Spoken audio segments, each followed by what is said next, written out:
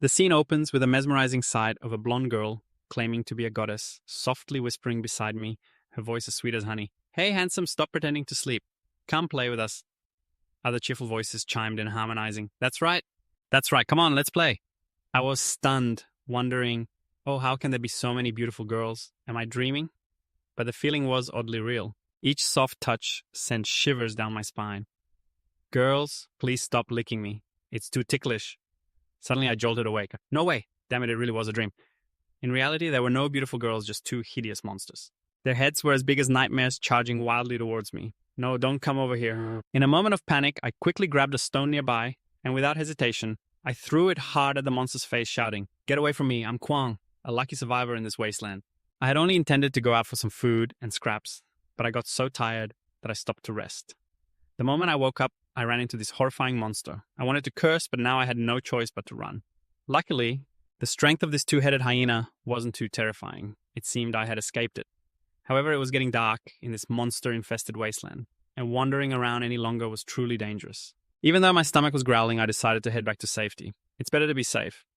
My base is an abandoned nursing home called Shelter 404. Don't let its shabby exterior fool you. Inside, it's so spacious that I can't occupy it all by myself. Thinking back to the dream with those two girls earlier, if only they were here with me, it would be perfect.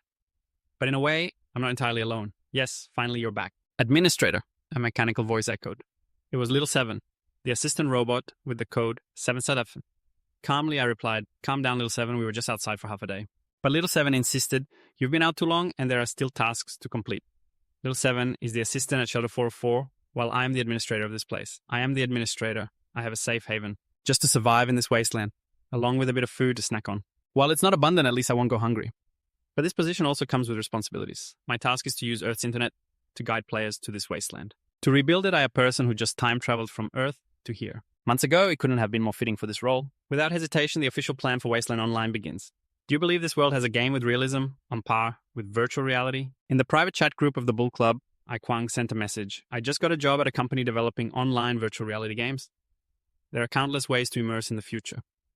Immediately, lively responses appeared. No way I want to play WoW Handsome. The chat was buzzing with excitement. I almost believed it an 8th level storm. If this technology really exists, it should be used in other fields, not just gaming. The yellow raincoat spoke up. Keep talking. Kwang, make it a storm. Brother Fong laughed derisively. If it really exists, it would definitely be used for military purposes. Training special forces would be top-notch. The golden-haired beauty excitedly typed away, but suddenly my face twisted. Kwang directly sent a link into the group. If anyone is interested, give it a try. The online world is vast. The beautiful girl you're chatting with could just be a middle-aged man hiding behind the screen. My account Kwang is logged in from Shelter 404 in this wasteland. I recorded the content and sent a link. If anyone is interested, give it a shot. As you can see, I'm luring players from Earth to join this realistic game world with a 100% wasteland online virtual reality game advertisement. There are currently 11 pre-orders. This number is enough to complete the mission. And the reward for being the game administrator, I immediately heard the mechanical voice announce, Mission completed reward received a nanocarbon bulletproof vest and 5 bonus points. Just 5 months in this world, and I still remember clearly. Back on Earth, I was just an ordinary sales manager. That day, I landed a big order. At the celebration party, just one glass of wine made my chest feel strangely tight. A deafening sound rang out, my head spun, and then I lost consciousness. Pain pulled me back to reality. When I opened my eyes, the scene before me was completely unfamiliar. A ruined city towering buildings in decay, thick clouds and suffocating air. I realized I had time traveled to a wasteland. At first, I thought I had been thrown into a movie set. To film a reality show, I desperately ran from this hellish place, but it was much larger and scarier than I thought. My body seemed to have transformed into a completely different person. The deafening sound before time traveling rang out again. Then a miracle happened. A system interface appeared in midair announcing, Welcome Kwang the Looter to Wasteland Online. According to the announcement, I became the first looter in this world. At that moment, I just wanted to call the police, but I had nothing on me, not even a phone. Struggling in this wasteland for a day, my stomach growled from hunger. To survive, I had to accept reality and go find food. I never expected to actually find a place with smoke rising from the streets, a desolate area inhabited by the lucky survivors. They moved around in tattered clothes, dazed like zombies. I sneaked in hoping to find some food and gather information about this world. Suddenly, a cold gun barrel was pressed against my head. Don't move, or I'll make you eat lotus seed soup, or are you at some kind of refuge? This person spoke a strange language, one that didn't belong to any on Earth, but miraculously, I not only understood, but could also respond. S. Jonas, cold and unyielding, kept his gun trained on me, not taking his eyes off. Hey, relax, I'm just passing through, he said with a forced smile. I just want to ask for directions. A loud bang echoed, making my ears ring as a bullet whizzed past my head, hitting a giant bear charging nearby. The crowd around us jumped in shock. Old Wonder grimaced, his expression cold, his sharp gaze fixed on me. This wasteland isn't a playground. You don't have a single piece of gear on you. Don't run around aimlessly or you'll become monster bait. As he said this, he bent down to inspect the corpse of the mutated bear, mumbling something. I silently thanked him. After all, in some way, Old Wonder was right. To survive and gather information, I had been in this world for 5 months. It was a parallel world. In the year 2029, meaning 211 years ago, a catastrophic war had nearly wiped out all civilization. Since then, humanity had entered an era of hellfire, where mutated animals ran rampant, their combat power skyrocketing. Humanity faced the threat of global mutation, while resources were already depleted. They were also threatened by brutal raiders. By 2340, the era of desolation began, and survival became a harsh mission. Even getting enough to eat each day became a luxury. Although I had been here for a while, and somewhat understood this wasteland, there was one thing that still puzzled me. Whenever I got close to the place, I had time traveled to a strange static noise echoed in my head, as if urging me to uncover hidden truths until I found the abandoned nursing home. In the midst of the city's ruins, that sound intensified, unmistakable. It was definitely calling me from here. I told myself to be determined and stepped inside. The deeper I went, the louder the static in my head became, guiding me in the right direction. I never expected that beneath the nursing home lay a place like this, but unfortunately, I found no useful items along the way. Suddenly, I froze, my face showing extreme astonishment. Here, there was indeed a refuge. The sound calling me seemed to come from behind the door in front of me, beckoning and drawing me in. The door began to tremble. Pulses of technological energy flickered, making my eyes light up. I had to activate it. I placed my hand on the perfectly sized door and successfully it opened. In an instant, a thick cloud of white smoke poured out from the room. It left me rooted to the spot, as a strange figure gradually emerged, its eyes shining like headlights accompanied by the sound of machinery starting up, slowly approaching me. Please tell me I didn't just activate a terrifying boss. I thought in panic, but that thing suddenly rushed towards me, revealing a form that was not scary at all. Even a bit adorable, a tiny robot exclaimed, "I'm not the boss, you are the boss. I'm your little assistant designated number 777, honored administrator. Welcome, congratulations on becoming the administrator of the refuge, Foro." Old Wonder was still in shock. I've turned into an administrator, leveling up so fast. I mumbled to myself, wondering, could it be that I have to manage this entire refuge? The little robot continued, "Bleep, NPC, the item collector, has leveled up to GM, the administrator. Bingo, honored administrator. I will assist you in completing your tasks from now on." Tasks? I frowned. Yes, you need to utilize Earth's internet to guide beings called players here. Complete the mission of rebuilding the house. Once the mission is completed, both the players and you will receive rewards, continuously leveling up and becoming stronger. Hearing the explanation, Old Wonder felt a surge of excitement. So I can contact Earth from here? Of course, this refuge can not only connect to Earth's internet in the parallel world, but also has its own official website. Players who pre-register will automatically receive a designation and be registered as residents of the refuge. In the administrator system, you can also choose a special designation to activate game status. The system will send game helmets to players through special means, allowing them to officially log into the wasteland. This is similar to playing online virtual reality games, but once they wear the helmets, they will connect to the training pod in the Refuge Awakening as clones. The more I listened, the more excited Old Wonder became. Indeed, the heavens do not close the door on people. My golden opportunity has finally arrived. I laughed heartily and looked at the robot, feeling a bit embarrassed to call out its designation. From now on, I'll call you Little Seven. Hearing this, Little Seven jumped up joyfully. I have a name now. Oh my gosh. It ran around, making me a bit panicked. What are you doing? Is it broken? Little Seven repeated excitedly. My name is Little Seven. My name is Little Seven. Honored administrator, please guide me more. But I couldn't help but sigh. Why does this thing act like a child, even though this assistant is a bit silly? The system summoning players like this is indeed a brilliant hack. Not only does it help me level up and become stronger, but I can also communicate with humans on Earth. Who knows, I might even find a way back to my old world. Mission completed. Conditions to activate Refuge. 404 recruit pre-registered players, requiring at least 4 members or more main storyline type. Reward nanocarbon bulletproof vest and 5 bonus points. How could the system have already issued a new mission? It can't be delayed. I need to start recruiting players immediately for the original world dormitory of some university. Diep V, nicknamed the girl who conquers the night, has 10 times the charm. Just added to a chat group discussing new games, he was stunned to see the line introducing Wasteland Online. What kind of game is this? 3 people in the chat from the Tough Club were like chickens. Players from Earth were frantically discussing this game app. iQuang unleashed captivating advertisements that appealed to all senses: sight, hearing, touch, taste. Everything felt just like the real world. A game with a fully immersive experience, 100% realistic. The timeline in the game and the real world is a 1:1 ratio, only about 12 hours apart, due to the dream intervention technology. Principal playing games is like sleeping, with level 8 admin in the chat room commenting, "What kind of illusion system is this?" With a smiling face, it sounded just like the old online game articles. Handsome brother Ma sent a big laughing emoji saying, "So you're talking about virtual reality dreams." Back in school, I was also into watching these things.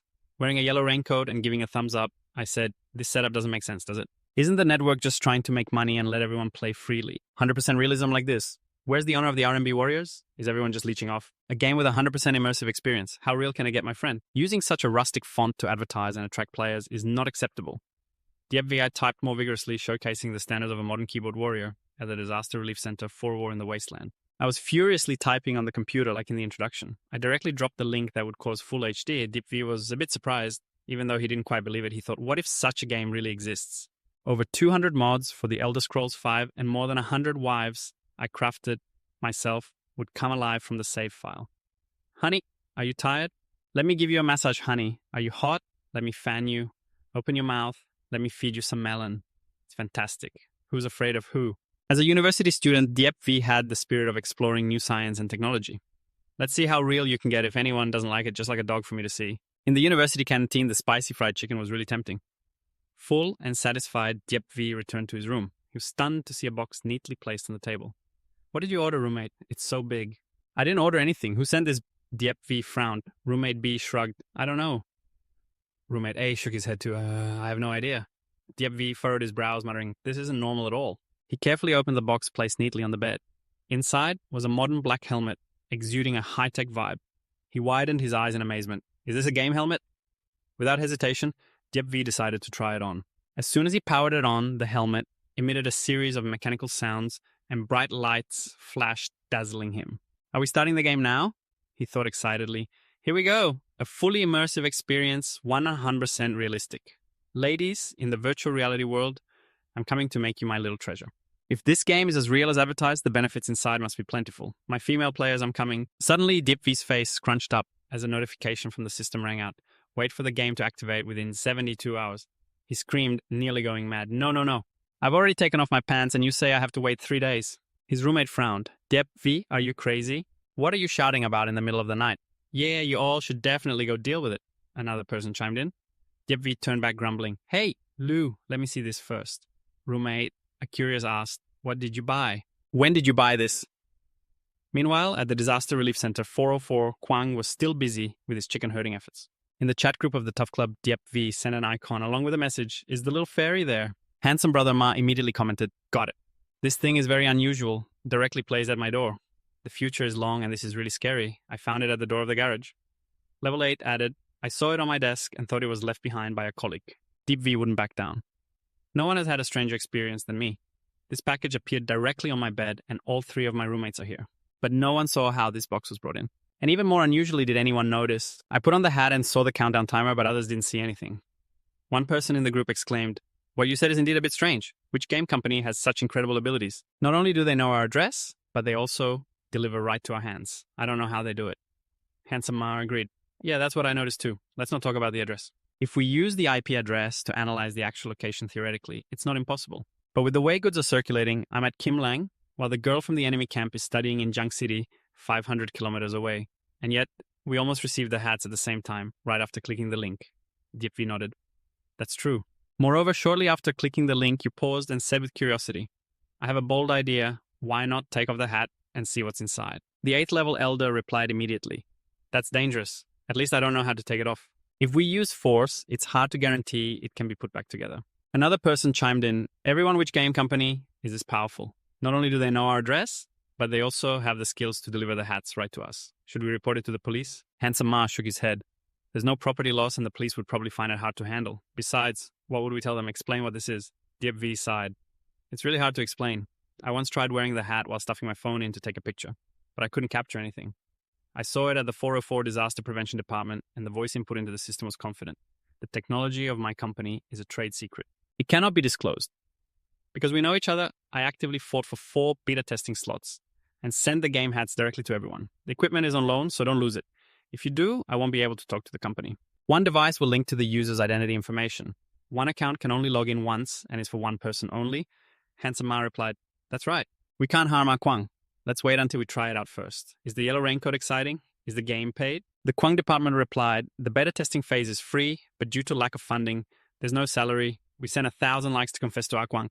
If it's truly immersive virtual reality, I'll plant a banana tree. Seeing the enthusiastic reactions in the chat group, the Kwang department smiled with satisfaction. Indeed, finding night owls online was the right decision after time travel. I almost lost contact with my family and friends for 5 months. They probably think I'm dead. It seems that everything must rely on myself. I told myself to get to work. Our official website is too shabby, Xiao 7. I turned to the assistant robot. Can you add forum document and image functions? Can you do that? Xiao 7 nodded vigorously. Of course, please give me instructions. When we first built it, we needed physical labor, so male players are more important. The website must be eye-catching to easily lure in players. In addition, it should not only help players understand the game, but also enhance interaction and engagement. Let's use AI to impersonate female players interacting with male players in the chat group. Suddenly, an account named Little Sister appeared. Brothers who can pull me into this ruined online game. So cool. Deep V immediately replied, Sister, let me pull you up to the clouds. I chuckled to myself, returning to work. For these 3 days, I'm focusing on improving the website. But Xiao 7 suddenly asked, Respected administrator, why did you only open 4 accounts? Aren't there 11 players pre-ordered on the website? I explained they only occupy a small part of the 100 nurturing slots in Area B, where resources are scarce. The less we have, the more we save on food. Moreover, the 3 powers can enforce login bans and revoke game qualifications. This is to deal with players who disrupt the game, but we can't force them to wear hats online. Let's train 4 people first. Lao Bai and Feng Ya 10. Fang, these 4 are enough for now. But Xiao 7 nodded. That makes sense. Moreover, recruiting 4 people is enough to complete this mission. Just then, the system beep mission completed recruit players. Number of pre-orders, 4 out of 4, in total of 11 people. Reward 1 nanocarbon bulletproof vest, plus 5 bonus points. Click to receive. I clicked to receive, and almost immediately a piece of technology appeared, automatically putting itself on me. I was momentarily startled, but couldn't help but admire. So cool. A nanocarbon bulletproof vest that can absorb kinetic energy and disperse the impact force within its durability range, allowing for reduced damage. Current durability, 100%. With this, going out for activities will be much safer. I told myself, filled with excitement. Xiao 7 chimed in with a mechanical voice full of enthusiasm. Respected administrator, the bulletproof vest isn't even the coolest thing. There's also a mysterious surprise reward waiting for you, administrator. I remind myself with excitement that the little 7 is buzzing with a mechanical tone, and the esteemed administrator in a bulletproof vest isn't even the coolest part.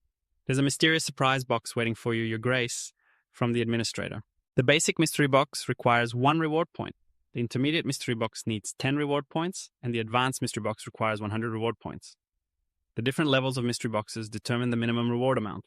The basic mystery box at least opens up food supplies. The worst you can get from the intermediate mystery box is medicine, while the advanced mystery box can yield weapons. So Kwang pondered, should I use these 5 reward points to open a basic mystery box, or save up to 100 points for a better weapon? Just then, 2-7 announced that the esteemed administrator had updated a new mission in the log. Dear esteemed administrator, please check promptly. The Kwang department has opened the mission log. The rescue department 404 requires at least 1 player to log into the game to activate the first batch of supplies. The main quest type rewards a material purifier. The mission is to prepare a power generator with a capacity greater than 19 kilowatts. The branch quest rewards an additional 100 points, with a total reward of 100 points. Kwang's eyes widened as he murmured, the material purifier sounds like a resurrection coin, a resource for players to reassemble into a body without form. As for the weapons, he thought he would deal with that later, when he had enough reward points. He turned to Tufabe and said, use all my 5 reward points to open the basic mystery box. Understood, T7 replied. The first box opened, then the second, the third, and the fourth. Kwang looked at the pile of rewards on the table, almost crying out in frustration. This is a mystery box. A lollipop with apple flavor net weight 5G, a lollipop with grape flavor net weight of G, dry rations net weight 100G, a lollipop with mango flavor net weight 5G. He shouted, this system is a total scam. Do you think I'm a child? Just randomly stuffing in some fruit-flavored lollipops for kids and cutting a part of my reward. Suddenly he noticed a piece of paper mixed in with the candies. Curiously, Kwang picked it up. What's this? It can't be the 5th reward, can it?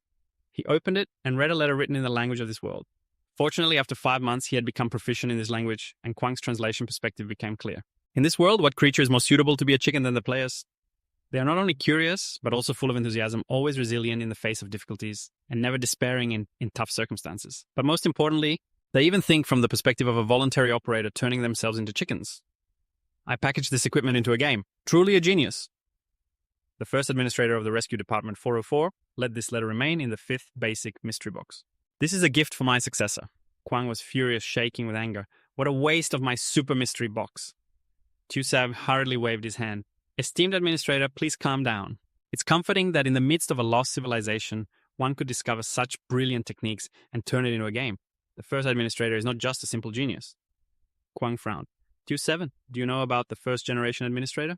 Dear esteemed administrator, Q7 is not familiar with this. When you entered this rescue department, my programming was just activated. No, it's not your fault, Kwang nodded. But if he is the first generation administrator, there must be some information about him in the data warehouse here. Got it, Q7 replied. I'll look it up right away. After a while of searching, he reported, according to the records of the Rescue Department 404, the previous administrator transferred authority over a century ago on January 1st, 2057. This once prosperous planet went through a war. Destruction occurred from 2025 to 2229. Both sides used every means to annihilate each other, destroying everything on the planet's surface. Both succeeded in sending their opponents to hell, but also buried themselves. From then on, the era of desolation began even more rudimentary than the primitive age. The data shows that nuclear weapons long after the war had nearly wiped out civilization, but there's no detailed information about the administrator. The first generation must have been erased, Kwang sighed. So that's how it is. In that case, let's put this aside. It will be 3 days before players log in. I'll go prepare a bit and stop by the waste recovery station. The important thing is that this rescue department has no food or water. You stay here and wait for me to return. Tio7 asked, when will you be back? At the latest 3 days. If all goes well, I'll be back tomorrow night, Kwang replied. I need to prepare food and rest for the players. I've decided to visit the survivors camp. At 8 a.m., 12 hours behind Eastern Time Zone, number 8 on the road from Rescue Department 404 to the Grand City danger lurked everywhere. The two-headed hyena starving would not spare any prey that passed by. Suddenly, 2 ferocious two-headed hyenas appeared growling menacingly, startling Kwang. Could it be that I've been discovered? He recalled what the survivor had said. The two-headed hyena is a congenital deformity caused by gamma rays. Their combat strength cannot be compared to before mutation. Kwang smirked coldly and quietly picked up a sharp metal pipe from the scrap heap. Nearby, if he had a weapon in hand, dealing with these two wouldn't be hard. But he told himself that if he wasn't discovered, there was no need to cause trouble.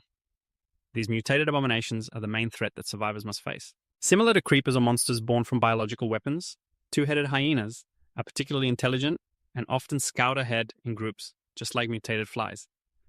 When you spot one, the whole pack will rush in to surround you in the shadows. You never know how many are lurking.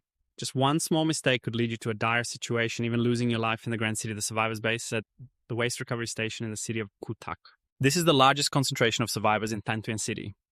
Kwang came here to exchange survival supplies. Otherwise, when players arrive at the rescue department, there will be nothing to eat. He entered the recovery station where everyone used shoe coins, the currency of Kutak City, to exchange for food and supplies. Kwang placed a few batteries and glue on the table, weighing them. As usual, it was never accurate. Next to it was a sign stating reasonable prices, no scams, no lies for kids. The old shopkeeper looked at him and smiled. 3 jus for a good pin, but since the glue is just okay, I'll only charge you half. Are you interested in buying anything? I have a new shipment from the Crystal City, he said. Do you have any guns? Old Lee laughed heartily. The recycling station is owned by the mayor, who specializes in buying old parts and scrap. As for guns, even if you had the money, you wouldn't be able to buy one. But I do have some food and fuel. If I were you, I'd stock up on supplies before winter hits. Prices will skyrocket. Kwang frowned. Is winter really coming soon? Old Lee scratched his head. I remember you just got here a few months ago. You haven't experienced last year's winter yet. It started getting cold around this time. This year winter might come even earlier. Who knows, it could snow in October. The mutants outside will be more active to prepare for winter. They become more bloodthirsty and aggressive in the snow. You never know if it's a ruin or a mutant rat with sharp teeth lurking around. Kwang sighed. Damn this awful weather, he muttered. Everyone try to gather a bit more. Once we finish this load, we can wait for spring to trade again. Old Lee nodded. Bad weather means traders won't come here. Even if you find good stuff, you can only stash it at home. Wait until next spring to sell, but you could take the risk and head to Crystal City. It's only 10 kilometers away. The market there doesn't close even in winter. Kwang smiled wryly. Old Lee talks too much, but thanks to him, I quickly adapted. In this desolate life, Old Lee used to be part of a refuge before being captured and sold into slavery. Now the mayor has him tasked with dealing with scavengers if this world hadn't fallen into chaos. He might have been an architect, a doctor, or a scholar instead of sitting here keeping records. Kwang turned to leave, waving casually. Thanks for everything, I'll head back now. Old Lee laughed heartily. No need to be polite. Just be careful. If you find anything good, remember to sell it to me. Kwang strolled down the dusty road, thinking to himself that maybe he felt like he was part of the refuge too. Old Lee was particularly interested in that. He counted his 3 shoe, realizing it wouldn't buy much. Back home, he checked how many supplies he had left, and with the 3 shoe, he probably had exactly 50 shoe. This was all he owned, and this meager amount was enough to keep Refuge 4 going. In the early stages, he first needed to repair this place, using shoe to trade for tools. Then he would have players gather materials nearby to reinforce the concrete walls of the nursing home. If this were a labor game, he had to start from the basics. Beyond tools, food was an essential supply. The body, when linked with the player's consciousness, also needed to eat to recharge energy, just like living beings. If these players get hungry, they'll definitely cause unpredictable trouble, maybe even lose control. Kwang frowned, thinking to himself, as an administrator, if I let players starve and cause disaster, I'll have to take responsibility. Prepare enough food for 5 adults for a week. 2 meals a day, each meal, 1 loaf of bread totaling 70 loaves. Bread is the most common food in the Grand City. 1 Shu can buy 1 loaf, but if they were already like chickens, then they don't need to eat too well. I remember what the first administrator said. In this world, what creature is more suitable to be like chickens than players? He smirked, planning to feed them green wheat from a nearby farm. 3 Shu can buy 1 kilogram. 5 kilograms is enough for 1 person to eat for 2 weeks. For now, let's prepare that, he thought as he arrived at the recycling station. Just then he unexpectedly bumped into a little girl. Oh, hey there. She looked up shyly. Big brother. Sorry, I didn't mean to. Kwang realized the girl was Du Tiong'u, the youngest daughter of the Du family. Tiong'u nodded, her voice timid. I heard noises from your house and got scared someone was coming to take things, so I came to check. Kwang coughed. Thanks. Tiong'u immediately broke into a bright smile. It's nothing. Later when you're not home, you can help me watch the house, right? Heh, I'm free. Anyway, I have nothing to do. Kwang frowned, his tone serious. Kids shouldn't interact too much with strangers. It's not good to meet bad people. Tiong'u pouted, looking sulky. I'm not a kid anymore. I'm grown up. I can get married now. And besides, I'm not a bad person. Last time you were hungry, I even invited you to have soup. Kwang exclaimed, suddenly understanding. So that's why. It turns out since then, Tiong'u has been sneaking around my house, probably hoping for more food. He took a lollipop from his pocket and handed it to her. All right, don't be mad anymore. Here, take it and enjoy. Tiong'u's eyes widened. Wow, really I get to eat this. Don't tell anyone else. If I give it to you for free, I won't have any left next time. Kwang warned. Thank you. I've never had this before. Tiong'u held the lollipop, examining it. Why can't I bite into it? This tastes so strange. Kwang laughed. Ha ha, silly girl. Let me help you unwrap it. Under the red sunlight, the lollipop sparkled brightly. Holding it, he looked at Tiong'u, feeling a pang of sadness. The poor child, if she were in the old world, she would be in school at this age. Tiong'u cautiously took a taste, her eyes shining like stars. What flavor is this? It's so sweet. The little girl was enchanted by the lollipop, unable to resist the allure of this small gift. Despite her ragged clothes, Tiong'u was still a little beauty with fair skin, a cute face, and a voice as gentle as a bird's. This is so sweet and delicious, I love it. Kwang smiled, and that's all that matters. This is called a lollipop. Little fish was surprised, haha, so you know how to smile too. The girl held out the lollipop. Come on, try a piece. This lollipop is super sweet, Kwang chuckled. All right, enough joking around. I have work to do. You be a good girl and watch the house for me, okay? Little fish insisted. I'm not joking. I'm very serious. But Kwang quickly disappeared, leaving the girl looking around in confusion. Where did he go? Little fish mumbled, then reassured herself. Don't worry, I'll watch the house for you, Kwang. The shelter 404 is safe. 3 days passed, and the moment for the players to connect had arrived. Kwang stood in the long bays, excitedly calling out, Come on, my little chickens, let's rebuild this ruined world together. 4 young girls the enemy were playing at night. The player felt a rush as the process of merging consciousness into a non-corporeal body was completed. The first steps in this desolate world left him stunned. Welcome to Shelter 404. Handsome brother, the player with the strength system. He pinched himself, grimacing. Ouch, are we really in a game? Am I really about to livestream? Going to the bathroom? The future is long. The flexible player checked his body, mumbling, I initially wanted to choose a female character, but it turns out the gender in the game defaults to the player. I was even thinking of creating a female account to try it out. I didn't expect this game experience to be so realistic. Kufong level Tain, the player with the intelligence system. He wiped his glasses while speaking. It's like wearing a game hat and time traveling to another world. That's right, even the feeling of wet clothes is so real. Suddenly 2 figures, one tall and one short, entered. A deep voice rang out, the war is over and our world has been completely destroyed. But because of that, players, now, we should rebuild human civilization. Kwang stood before the 4 players, his voice steady. I am the administrator here. My nickname is Kwang. This is my assistant, Little Seven. If you have any questions, just ask her. The 4 players stared in shock, unable to hide their amazement.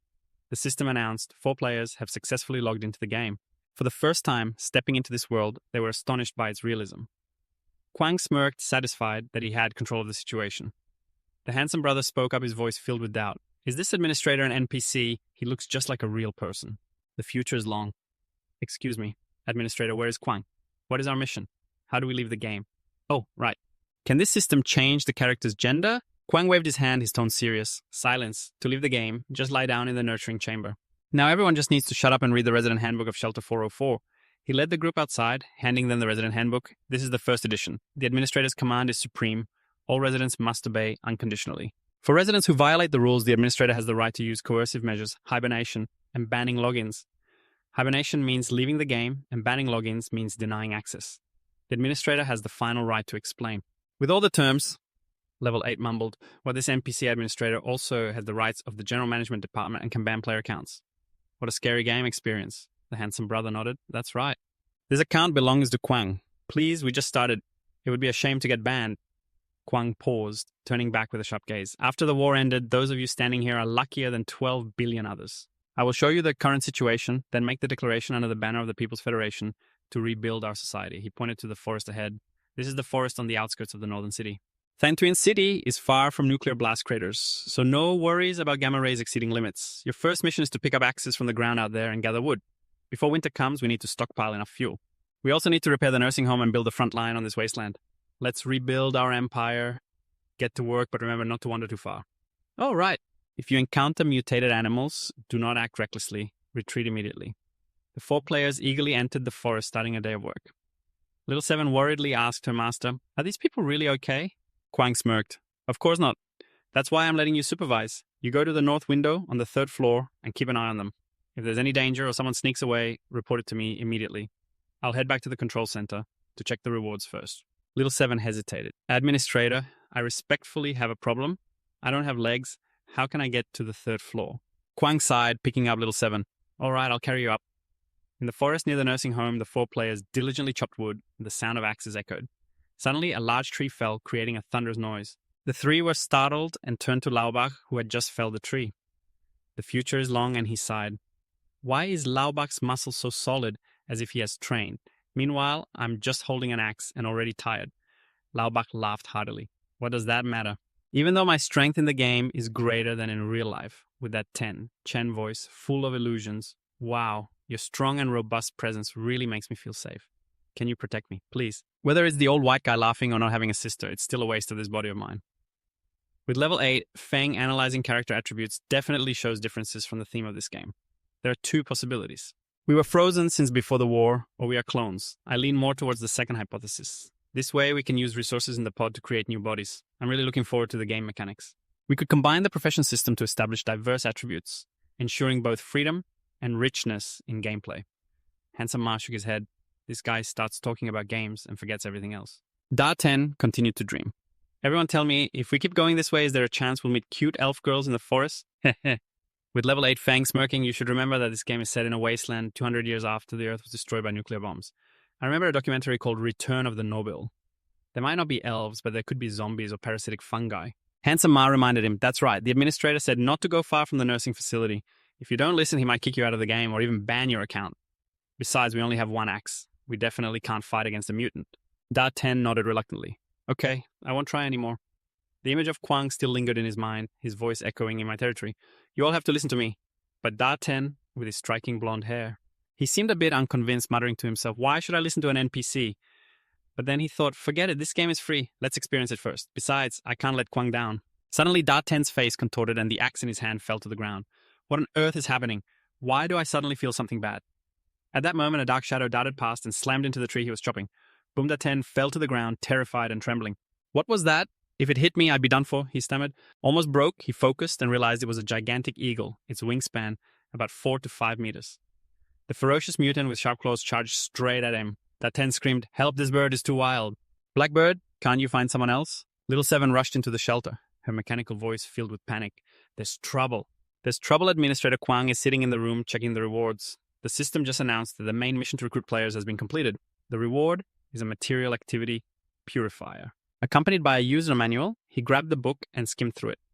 The manual for the material activity purifier stated that active materials are the main ingredients for creating cloned bodies, including, but not limited to, 20 common amino acids, 2 rare amino acids, etc. to form a human body. The material activity purifier uses the remains of mammals and primates with a purification efficiency of up to 90%, but non-primate or invertebrate animals have the lowest efficiency below 10%. The purification efficiency depends on the level of decomposition of the materials. Kwang muttered, his eyes lighting up. "Is this the material activity purifier?" The manual said that mutant remains are also within the recovery range. Whatever with this machine, I can start collecting materials to create clones. Just then, Little Seven rushed in again, flustered. "There's trouble. There's trouble, esteemed administrator. A huge bird in the North Nursing Facility is attacking players." Kwang was stunned, his face blank. What a huge bird the scene is in the North Nursing Facility.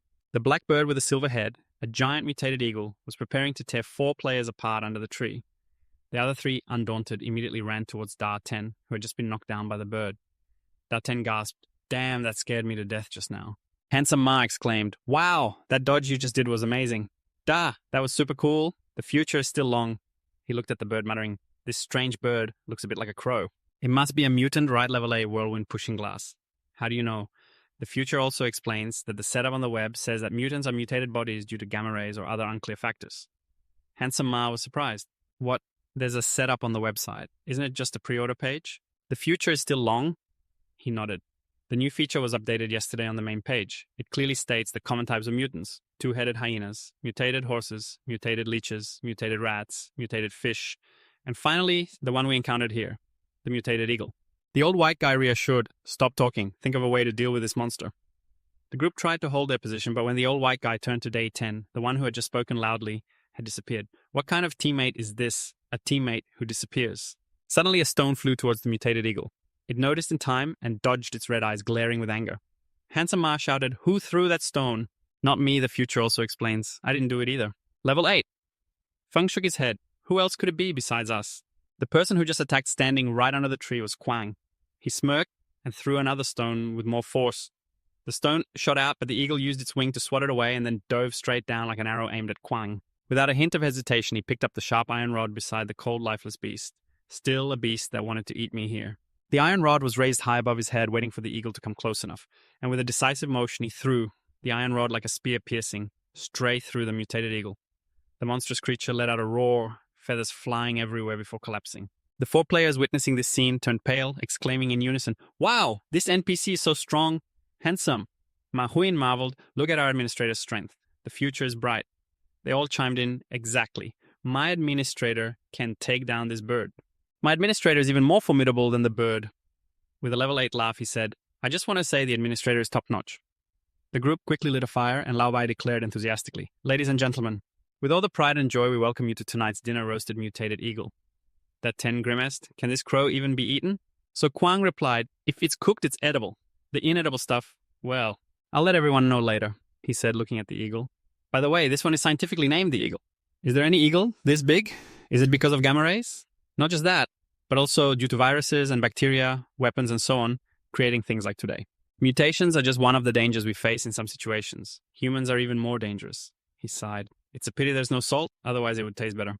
But in an inland city like Tantuyen, salt is almost a luxury." Handsome Ma Huin asked the administrator, "This big creature, we can't finish it in one meal. Is there a way to save some?" So Quang chuckled sadly. "Let me tell you, even the mayor of the castle in Kutak City only has one fridge. That thing in this era is no different from a luxury item for the super rich. Having money doesn't guarantee you can buy it." The 4 listened mouths agape, eyes wide. That 10 began to imagine the scene of the mayor coming home. "Welcome home, sir. May I ask if you'd like to shower, eat first, or go to bed? Please make your choice." He laughed heartily. "We're here for the mayor's inspection, he? Then I won't be polite anymore." Lao Wai tapped that 10's head. "Wake up, brother. Stop daydreaming in broad daylight." That 10 still wouldn't give up. "I want to be the mayor. I want to be the mayor." So Quang coldly interrupted. "How much firewood do you need to chop as much as you have?" He looked at the 4 players. He thought to himself, "These chickens are not like me. They can leave the game anytime. There's no survival pressure. I want them to work hard. Let's create some motivation," he declared. "For every meter of a thick branch, you get 1 contribution point. For every meter of a thick trunk, you get 2 contribution points. Contribution points can be exchanged for rewards. But the number of rewards is limited. For example, 1 roasted chicken leg requires 5 contribution points. 2 legs need 8. That 10 immediately spoke up. "Administrator, I suddenly don't feel that hungry anymore." So Quang smiled gently. "I'm not hungry either." Handsome Ma Huin chimed in. "That's right. It will take a while before we can eat. I'll go chop down 2 more trees." The group shouted in unison. "Hurry up. Whoever is fast gets the chicken leg." Suddenly they wanted to chop down something else. After a hard day's work, the 4 players returned exhausted. So Quang stood before them, speaking with authority. "You all have worked hard. Now I declare the results of this mission collectively. You have achieved over 2,000 contribution points." Lao Bai, the real-life brick kiln owner, led with outstanding results. He laughed heartily. "Ha ha, this little achievement is nothing to me. My brick kiln, when busy, has to transport bricks. It's much more than this. The future is bright." The strength system and the female combat system both achieved over 400 contribution points each. The future is bright. Patting Dart 10 on the shoulder. "You did well, brother. That 10 smirked. Thank you, you're not weak either. The level 8 windstorm system received 300 contribution points. He sighed, pushing up his glasses. This game inadvertently exposed his weak physical condition.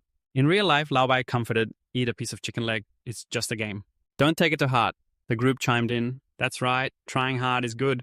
So Kwang stood aside, observing, secretly amazed at the player's performance. It was truly surprising. He chuckled to himself. Luckily, there's roasted chicken as a reward to keep them quiet. If I told them to chop down over 100 trees and only rewarded them with 2 lollipops, I guess the one getting chopped would be me. He coughed and continued. Everyone can go to the website to check your contribution points. Contribution points can be exchanged for rewards and can also be used to buy resurrection coins. Day 10 frowned.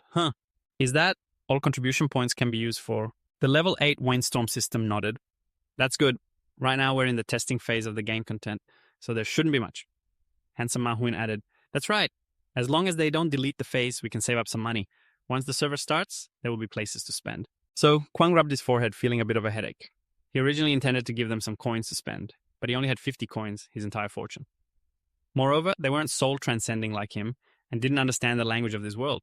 Looks like I need to develop a translation tool to solve the communication problem, he thought to himself. Lao Bai spoke up. Administrator, I've noticed that our place has no electricity. Why not think of a way to make a generator? The Kwang department explains that we don't have many power generator units.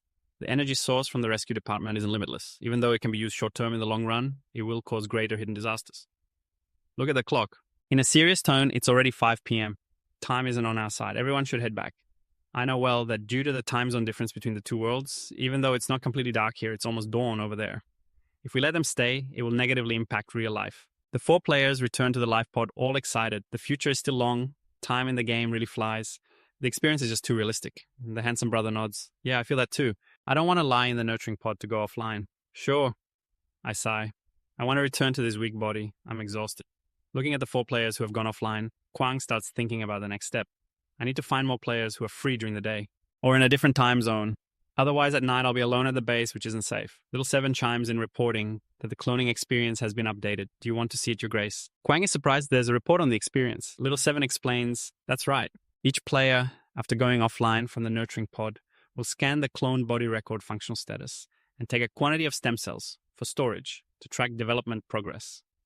Kwang furrows his brow. What's the development sequence? Little 7 replies. Each cloned body is composed of different NA sequences. The development sequence is the identification number of different NA. For example, a sequence enhanced for strength will have superior power.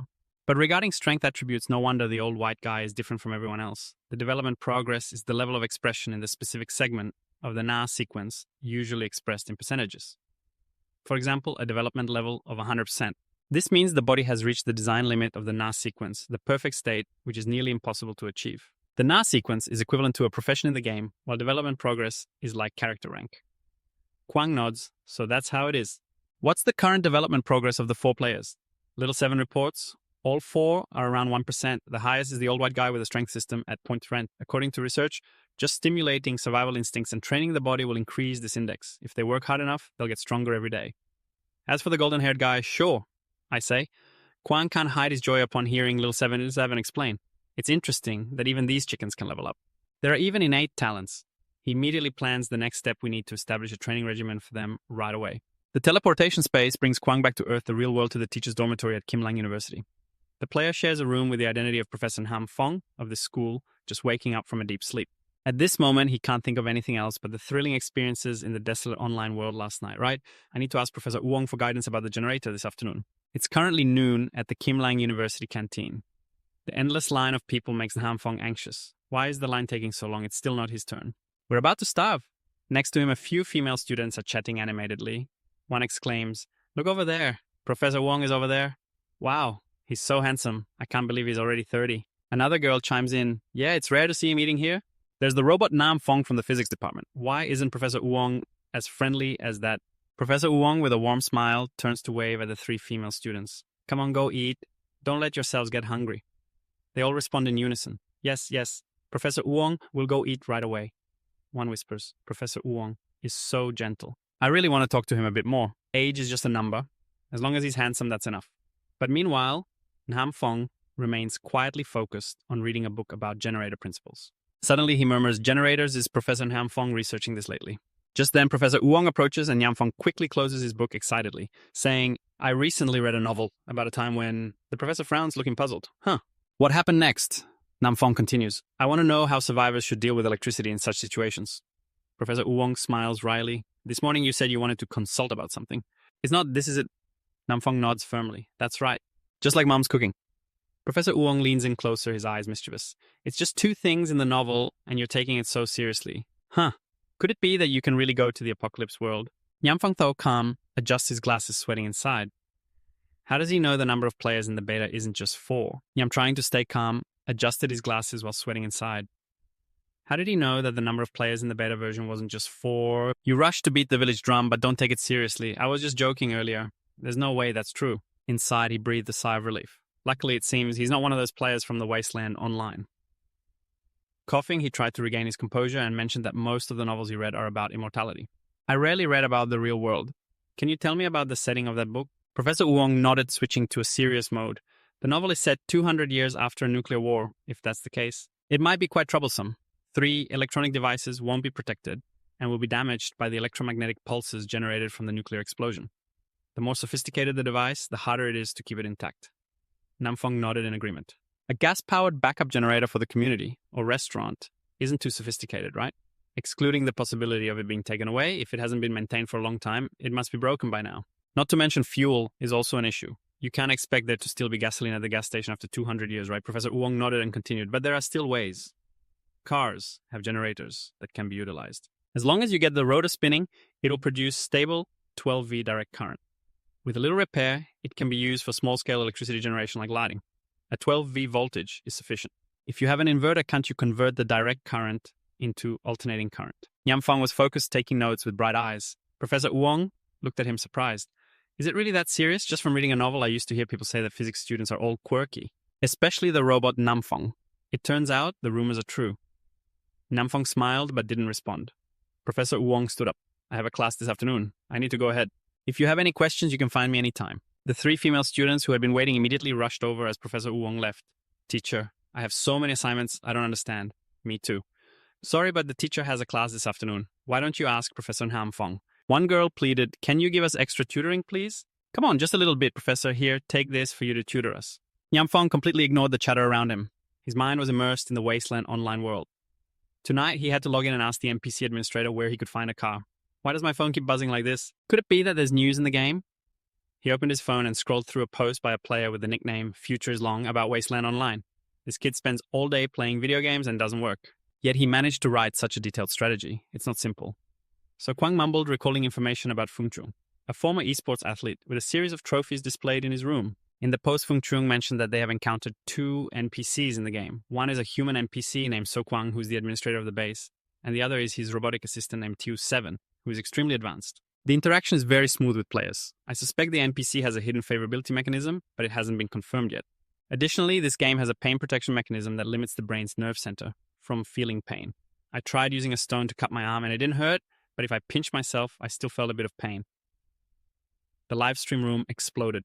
Wow, this game is amazing. I need to buy 10 accounts. I don't believe it unless you let me try the beta version. Someone else commented that if the game were more humanized, allowing players to freely adjust their senses, it would be even better. I'm very satisfied with the current pain blocking mechanism, but not everyone might like it. Fung Chung continued. What if you die in the game? I'm curious, how many times have you died, man? When are you going to live stream this game? He replied. If I live stream, I need to consult with An Kwang, who plans the game about the player resurrection mechanism. A skilled player like me hasn't tried it yet. The rule is that each time you die, it deducts contribution points earned from completing missions. But the most troublesome part is that resurrection takes 3 days. I don't want to try it much. If anyone is interested, they can go try it themselves. I wonder if An Kwang is watching the live stream. Finally, I have a request. I hope the game developers allow players to freely choose their gender at the Shelter 4-4 in the Wasteland. So Kwang was indeed watching this live stream. He mumbled, yeah, this kid is the administrator. The number of pre-registered players has now reached 25, exceeding the target by 11, an increase of 14. May I ask if there will be more players? So Kwang replied calmly, not in a hurry. Next, I need to arrange to set up a test round. That kid Fung Chung had once ranked top 20 in Asia, winning PUBG and climbing to become one of the strongest in League of Legends. Thanks to him, live streaming for free, he attracted many players. But the next pre-registration cannot just send a link, so I'll say a few words to warm up and activate the voice input mode to send it to the Strong Bull Club. He opened the group and skimmed through the content. Basically, it's similar to what Futures Long wrote. I represent the development team to add Let's Quit Smoking. The online community immediately exploded. We love you so, Kwang, who needs to hug your leg. The Kwang department continues the game, and the testing round will start with new rules available on the official website. Here's Lin. Everyone can answer questions on the website to set up the recommended attributes for the year. The strength to perceive intelligence, physical ability, or agility. Give an example you like. Practicing sports, B. Thinking and reasoning. Reading, D. Eating. Singing and dancing. Please answer honestly to get the most suitable score. Also, the game does not provide gender options. For reasons of propriety and ethics, let me explain further. NPCs will evaluate their favorability towards players, and your behavior will influence their attitude.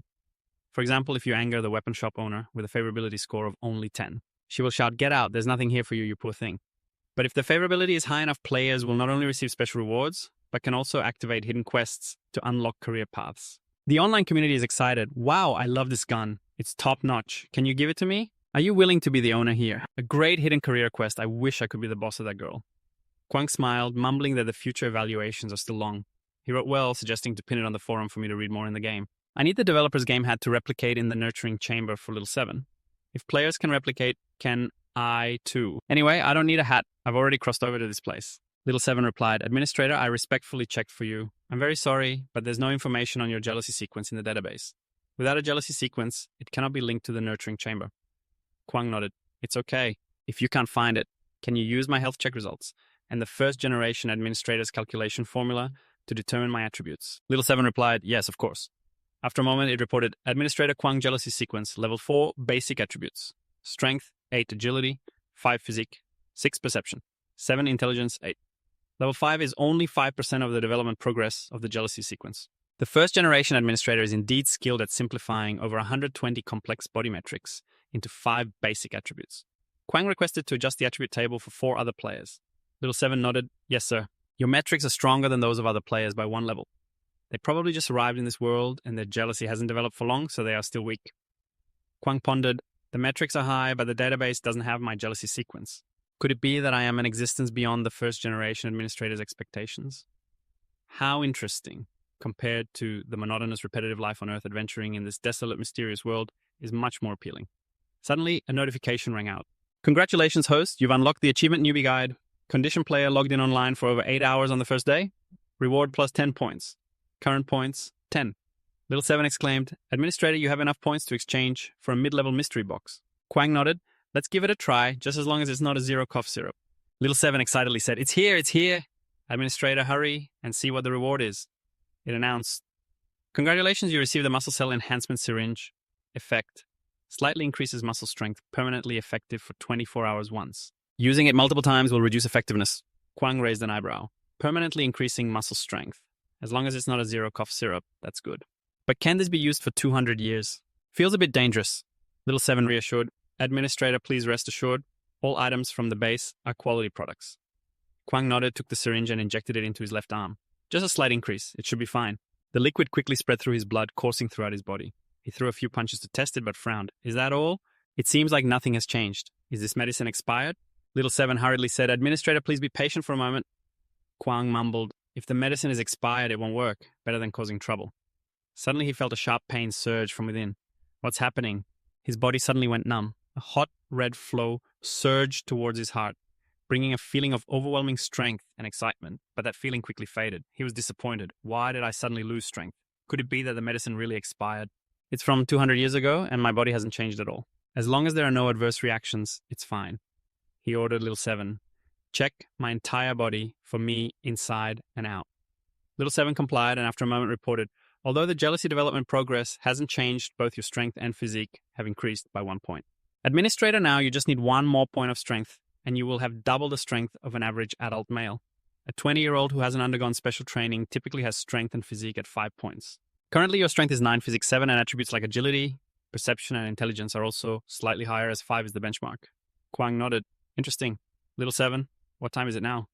Little 7 replied, "It's 4 a.m., sir. In half an hour, players will be online. Get ready," Kwang ordered. Little 7 happily accepted the head pat, like a child humming a tune while going to work. Suddenly, a system panel appeared before Kwang. "Mission updated yesterday, there was only 1 hour, now it's 2. He checked the main storyline missions, which still haven't activated. It seems the conditions haven't been met.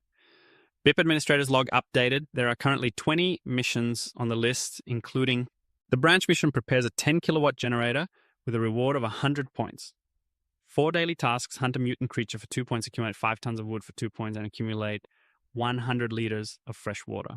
The reward is 2 and 5 points for the daily task of repairing the outer wall, and a reward of 3 points for repairing the second floor wall.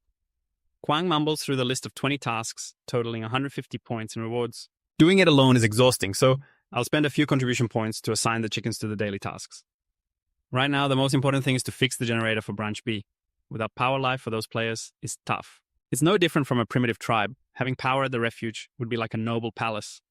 He ponders sitting here without a clue on how to challenge the new players to see who's useful. He checks the number of players registered, currently at 35. Adding 10 more brings in 10 new chickens. The discussion in the group last night had an effect. But Chow Your Bull Club only has 100 people. These 35 might be the only survivors. Other games invite celebrities and beautiful girls do the promotions. To attract more players, new methods must be used, but advertising isn't practical. The website is desolate and there's no domestic registration. If not careful, even the server won't hold up. He shakes his head. Moreover, if it becomes too popular, there will be players with poor awareness ruining the game's image. He imagines players complaining, "Oh man, this outfit looks awful." The administrator says, "How can you wear that to meet people? I want rice, not porridge. These two games are so bland." Kwang mumbles, lacking interest. "I'm off to date." He stands up but immediately turns back with a serious look. "You all take your time playing, but you must raise the threshold for registration," he orders. "Get it done, Xiao 7. Adjust the website to change the pre-registration requirements from level 1 to level 2. Players need to have registered accounts, fill in their phone numbers and addresses to pre-register. This way, at least we can filter out those lacking willpower. Ineffective." He nods in satisfaction, adding a few strict questions beforehand. This new attribute investigation function will attract high-quality players who love the game more easily. Time seems to shift. In the Bull Club, 3 new notifications beeped. Kwang, sitting in front of the screen, involuntarily looks up, relieved it's not a partner demanding an order. He sighs and scrolls past a notification from a female member of the group. The chief designer of a fashion company complains about having no inspiration for designs. "I can't think of anything. It's really frustrating lately." She's too busy with the company's fashion show, having no time to play games with her friends. But seeing the group lively discussing Desolate online, she decides to put work aside and check what the guys are talking about. A member shouts, "Even if I die nailed in a coffin," I'll use this rotten voice to shout, "This game is awesome, bro." Another chimes in, "No need to say much. If this game isn't hot, I'll plant banana trees if I quit," the group leader excitedly says. "So you all are playing now? Take me with you?" The future of players is long, commenting without exaggeration. "The realism of this game is top-notch compared to all the games I know. Moreover, even if it's 55, this peak can't be surpassed. Whether it's the light effects, the 5 senses, or the texture. When touching objects, everything makes you believe this is a real world. This immersive experience definitely reaches 100% a girl." Reads the status updates, unable to help but ponder. Desolate Online, a game with 100% immersive experience. These people are the game developers inviting for advertising, right? What kind of game exists like this? But she mumbles, "It doesn't hurt to try. What if it's real?" Thinking of the new administrator named Kwang, someone who might hold her future, she tells herself this game is worth trying. She clicks on the link shared in the group, not realizing this decision will change her life forever. The website displays a notification. "Dear players, thank you for pre-registering. This pre-order will set your character's attributes in strength, agility, perception, and intellect through a series of questions. For example, players focused on strength will have a higher chance of receiving special abilities. A higher strength system means the character starts with superior strength.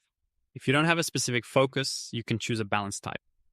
The website continues to introduce strength representing muscle intensity, bone density, and other tissues. It showcases the ability to carry heavy loads, deal melee damage, or use ranged weapons, all related to reflexes, reaction speed, and motor control.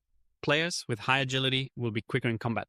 Easily dodging attacks, speeding up to escape, or evading reflects physical resilience and vitality, affecting health, recovery, immunity, and resistance to abnormal states. Intellect isn't just about logical thinking or IQ. It influences learning speed, mental recovery, and compatibility with neural access devices.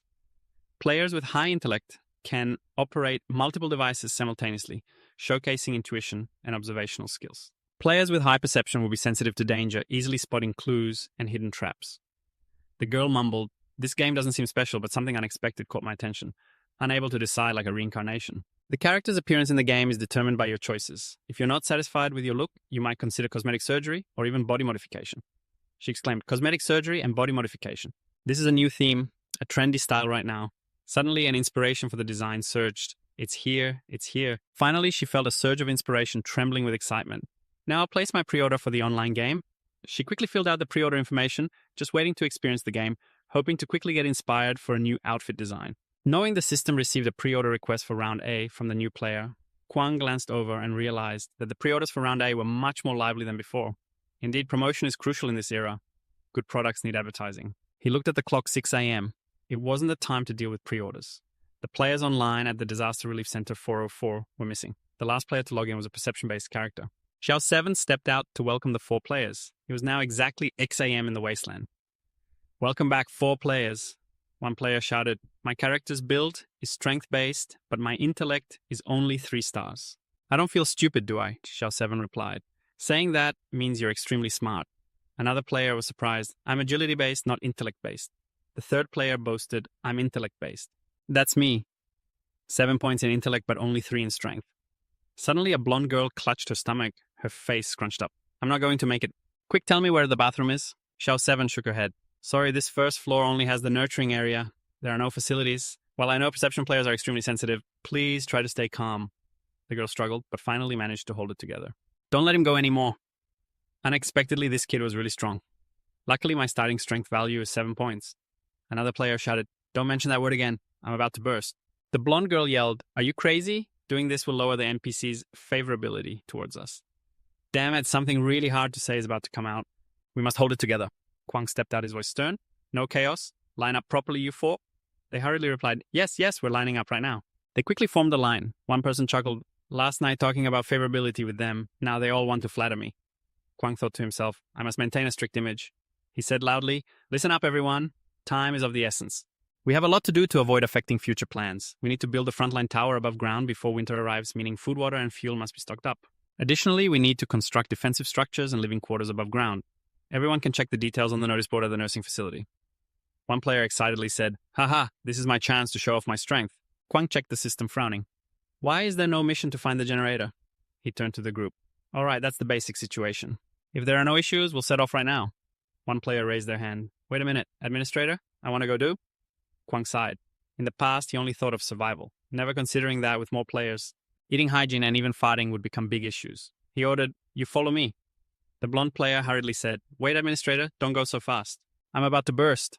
Another player chimed in, "Don't say any more, I want to go too." The third one sighed, "Me too. It must be the bird that ate last night. Can we even go to the bathroom in this game? This game is too realistic." After that, there was a fireworks display from the 3 members. That's too much." After finishing, the group gathered, but everyone grimaced. "There's no toilet, it's really uncomfortable. No paper either. I even used leaves to wipe. I almost bled." One shouted, "I keep feeling a sting. Does anyone else feel that? Did you use thorny leaves to wipe right?" That person was confused about what thorny leaves were, and Kwang shook his head, saying it would be over soon if he just held back a little. "I was originally going to suggest they use moss leaves to wipe their bottoms, but as soon as they got to the surface, everyone ran off. Suddenly a few people approached, and one of them spoke up. "Respected Administrator, I propose that our base should have a toilet."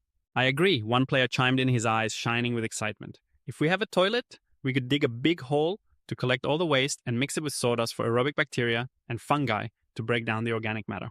The heat-generating process would kill off harmful microorganisms and bacteria, creating fertilizer that benefits everyone." Cao Duang pondered, nodding as he listened, saying that the Grand Street collects waste from public toilets of the residents and families, selling it to the nearby brown farm. Could it also be used as fertilizer? He turned to Kwang, the administrator. "We really should build a toilet. In my hometown, they mix manure, urine, and organic matter in a sealed pit. This creates a biogas pit, where anaerobic bacteria convert it into methane, which can be burned for fuel. So a toilet would be like a power station." Kwang nodded, secretly agreeing, although the Grand Street didn't have a biogas pit. "But the nearby brown farm does. It seems they collect manure and urine to generate electricity," he murmured. "So theoretically, we could gradually build our own power station." He looked at the group of players, surprised. "Your ideas aren't bad. They're worth considering. The effects of these 4 chickens keep surprising me. However, Cao, the only hassle with building a toilet and a biogas pit is that it requires a large amount of sealing materials and gas storage." Gary assured him, "Don't worry, in this wasteland, there's no shortage of plastic, especially bottles and trash bags. Most survivors are afraid to burn plastic due to toxic fumes, so they only use it to start fires. You just need to look carefully in the outskirts nearby. We'll have plenty." He pointed at the notice board like the one I found nearby. Conveniently bringing it back to write the tasks and rewards on it, he read aloud the task list. Collect wood, required wood as building material. Reward 1 cubic meter of wood for 1 contribution point. 4 find water storage equipment. Plastic or metal containers, the bigger the better. Reward 1 to 10 contribution points depending on size. Find reusable scrap. Reward from 1 point upwards. It can be very high if it's good stuff. Kwang added, I have a new task. Find plastic bags and bottles, one player exclaimed. This game is so realistic, even the NPCs, analyzing real situations to issue new tasks. Another whispered, I wonder if everyone noticed. Just now I saw the administrator smile. Last night, Kwang said that as long as you have a good relationship with NPCs, you'll have a chance to activate hidden tasks. The blonde girl spoke up. Administrator, I have something to say regarding the generator. I have a quicker way. Kwang raised an eyebrow. What does it tell me? She replied, nearby you can find regular cars. All cars have generators. There's a parking lot in the southeast of the swamp park, but I've looked there. There's nothing worth taking. Kwang shook his head. I want to go check it out. What if we find a generator? If we spend money on the surface, we'll have electricity right away. The girl nodded. You go ahead, but I have conditions. There are many mutants in the wasteland. Last time everyone encountered a mutated eagle.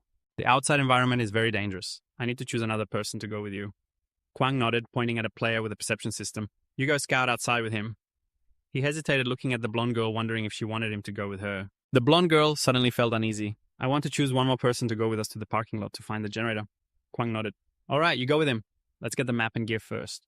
All right, he said, confused. Me, why? But he quickly nodded, understanding. Tonight I will complete this task well. Another person complained, why choose this guy? My combat ability is clearly stronger and more suitable for dealing with enemies. Kwang explained, the NPC administrator must have analyzed his perception sequence. He can sense danger, making him suitable for scouting. All right, he chuckled. Sorry about that. I'll go get the gear out of the newbie village. The other person scoffed. You little brat, don't get cocky. Survive and come back to talk. Another chimed in. Right, don't go out and get dragged back. Following the map, Kwang Fong and Dat-10 took over 30 minutes to reach the parking lot. This place was a wasteland. Most vehicles had been stripped or rusted. Kwang Fong sighed. No wonder the administrator said there's nothing worth taking. Everything's been cleaned out.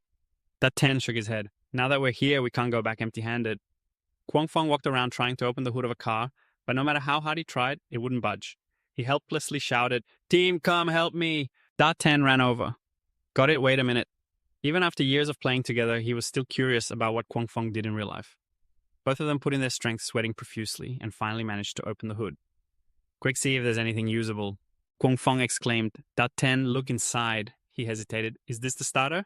It seems to be, but it also doesn't look like it. Kwang Fong frowned. Didn't you say you knew how to drive? Help me check if the 10 is blushing as the 10, blushing a bit. Is it a top-notch pilot? The gale makes me laugh, damn. I suddenly want to stuff a wrench in its mouth. Isn't it right I remember you have your own car? So why are you asking me about the 10, scratching its head over that car? I mean, the unit dormitory, I only have one bicycle, does that count? The Gale shook his head and continued to check, crawling under the car again, fumbling at the tail. Strange, why isn't there one? He mumbled, I found the starter, but still no power. It's been 200 years. It's normal for survivors to take everything apart. Hey, 10, I suggest we don't waste time. How about we check the 6 piles of trash to see if there's anything good? The Gale nodded, though still stubborn. The kid has a point, but there's one possibility. Looking at the front-end accessories, this technology here might have used remote power instead of fixed power before the war. We could find a generator on these abandoned cars. I think that's impossible. Suddenly the 10 shouted loudly, Come here quickly! I have a great discovery. Together they rushed over. What did you find? The starter. The 10 shook his head. It's not a machine at all. I discovered a row of actions. It turns out that's the entrance to a tunnel. Excited, he said, let's go in and check it out. Anyway, I don't feel any danger. The Gale frowned. Wait a minute. The administrator never mentioned this place. It's too dangerous to go in without permission. The 10 laughed loudly. Precisely, because he doesn't know this place. It's worth exploring. Didn't you say we can't go back empty-handed? This place might have props or NPCs that trigger hidden missions. You start dreaming about many games setting up an underground world as a prison for beautiful girls. He mimicked his brother's voice. Wow, brother, save me. That's right. Thank you for saving us from the house. Running without seeing the light, the Gale laughed. The 10, you're daydreaming about saving girls again. I'm doing good deeds without expecting anything in return. From now on, you girls just follow me. He pondered, do you think there's a treasure trove down there containing a generator? I don't agree with your fantasies, but the hidden mechanisms in this game are indeed worth exploring. We might find some mysterious treasures. The 10 nodded, hey, sounds good. Get ready a bit. I'll grab a bag to carry more stuff. The Gale reminded, but I remind you not to forget the administrator's words when encountering anomalies. Avoid fighting. If you can run, just run. If you absolutely have to fight, never let the enemy be behind you. Otherwise, it's suicide. Both stepped into the tunnel where mud mixed with dirt. The 10 pointed at a cluster of mushrooms. What are these mushrooms? I think they're wild mushrooms, but I've never seen them in real life. They look small, but special, with patterns that glow in many colors. The Gale shook his head. Should we take some mushrooms back? But first, let's check if they're edible. Even in a game, you can't die that easily. This year, nearly 8,000 people in the country died from eating poisonous mushrooms. The 10 nodded. I've picked all the mushrooms here, but this place is safe. Let's go deeper. He eagerly ran in, and the Gale called out, wait for me. Suddenly the 10 froze, and the gale almost bumped into him. What are you doing? Almost collided. The 10 trembled. This oppressive feeling is just like the time I encountered that big crow deep in the tunnel. Strange sounds are echoing. Could it be an anomaly? The gale shouted. The best strategy is to run. The 10 ran ahead. Wait for me. The kid didn't say a word before acting. The gale yelled, run quickly. Don't talk nonsense. That creature hears the noise and is coming. A hideous monster with a round mouth full of sharp teeth lunged out growling. The scene shifted to a future that was still long, and the handsome elder brother both were panting heavily, sealed tight. My body feels drained, man. I'm exhausted. Moving bricks at the construction site isn't as tiring as this. Kwang appeared nodding in satisfaction. You two did well. Each of you gets 200 contribution points. He instructed that waste must be sorted to avoid mixing and turning into mud. Sterile urine can be directly used to fertilize plants, but today, just like that. He pointed into the distance. Within a kilometer, there's a water source where everyone can bathe. But be careful of anomalies attacking while bathing. It's a big issue. In the future, personal hygiene for over 100 people will become even more challenging. If there aren't enough medicinal supplies, infectious diseases will be very dangerous. One player suggested to the administrator, how about building a bathhouse? Maybe later female players will join. Another person laughed loudly. Of course, how can we let girls bathe outside? They should be made comfortable. Another person added, right. The bathhouse can provide hot water for refreshing baths. One person dreamt of building a bathhouse with a steam room to help everyone get closer and enjoy a good view every day. Heh, just thinking about it makes me excited. Kwang was speechless, looking at the two who were dreaming. He had never seen anyone so lustful and shameless. Just then, two people suddenly shouted from afar, help, help! The two returned. The blonde girl saw the newly dug hole and quickly hit the brakes. It was too dangerous, she almost fell in. But the group behind her couldn't stop in time and crashed right into them, both of them smashing through the wooden fence and tumbling into the hole. The girl screamed as mushrooms flew everywhere, and both of them landed right in the hole filled with mushrooms. Kwang approached to check on the two. Are you guys okay? He bent down to pick up a mushroom, his face instantly lighting up. This is for everyone. You two go get some water to wash up. Let's take a break. He turned to the group with a smile as if they had found something good. Then Kwang cooked a pot of hot porridge, and everyone ate like they were starving. One person chewed and asked, this porridge tastes like green bean soup, but not sweet. How can it be so good? Could it be that the administrator is a good cook? Yes, replied 10. Even though we couldn't find the generator, we discovered a way into an underground drain in the parking lot with lots of green mushrooms, so we picked some to bring back. The blonde girl interjected, wait, actually, I was the one who discovered that spot. Kwang raised an eyebrow. Right, but are these wild mushrooms edible? Or are they just for research on medicinal ingredients? You can eat more corn. One player laughed heartily. Ha, eat more corn? Kwang shook his head. You two are overthinking it. These little things are called green angels, unless you're immune to all poisons otherwise. Eating them at most within an hour, you'll see real angels, he explained. The green mushrooms contain special polypeptides that soothe and heal non-fatal wounds caused by gamma rays from the crystal formations. They buy this at a pretty high price. They sell it to factories there. That's what old Cha Lai told you, even though the green angel mushrooms are inedible. But they are the main ingredient for making vaccines to eliminate radiation. Kwang explained, his eyes sparkling with luck that the two hadn't ventured deeper. This type of mushroom usually grows near mutated leeches.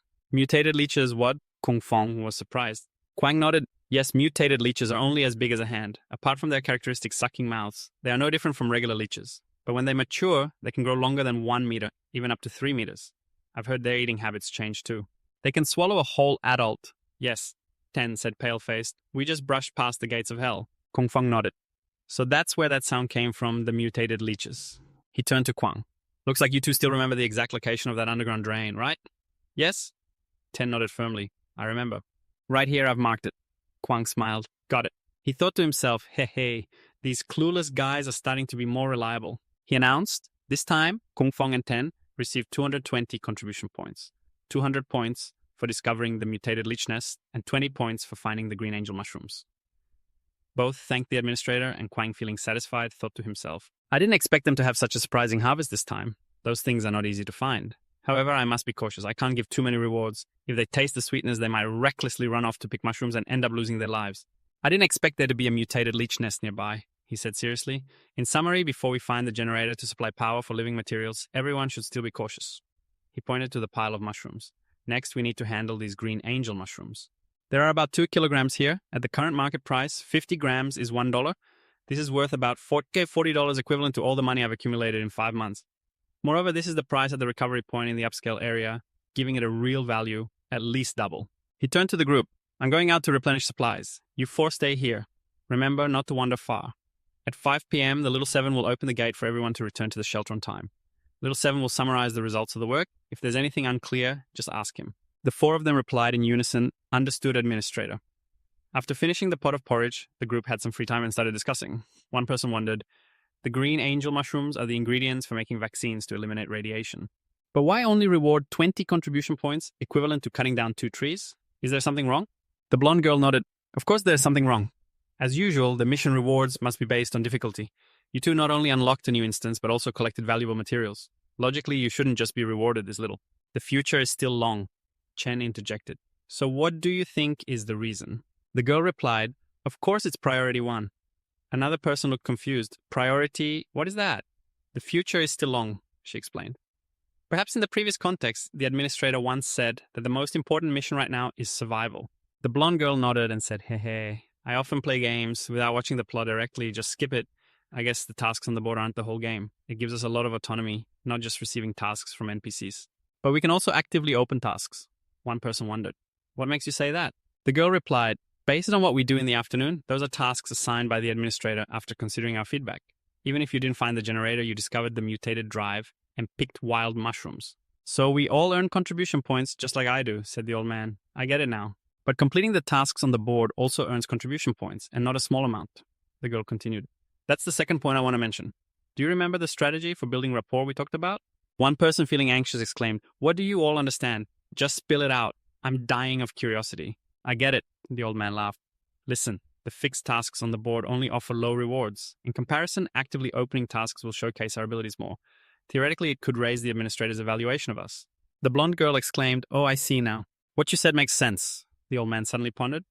But these assumptions are based on the fact that Wasteland Online is a fully immersive virtual reality game where the administrator's behavior is influenced by logical sequences. If your friend isn't as high as you imagine, this assumption might be wrong. What do you mean by that? Our administrator is much higher than the average player, just like a real person. Maybe he's actually a real person acting. The blonde girl gasped.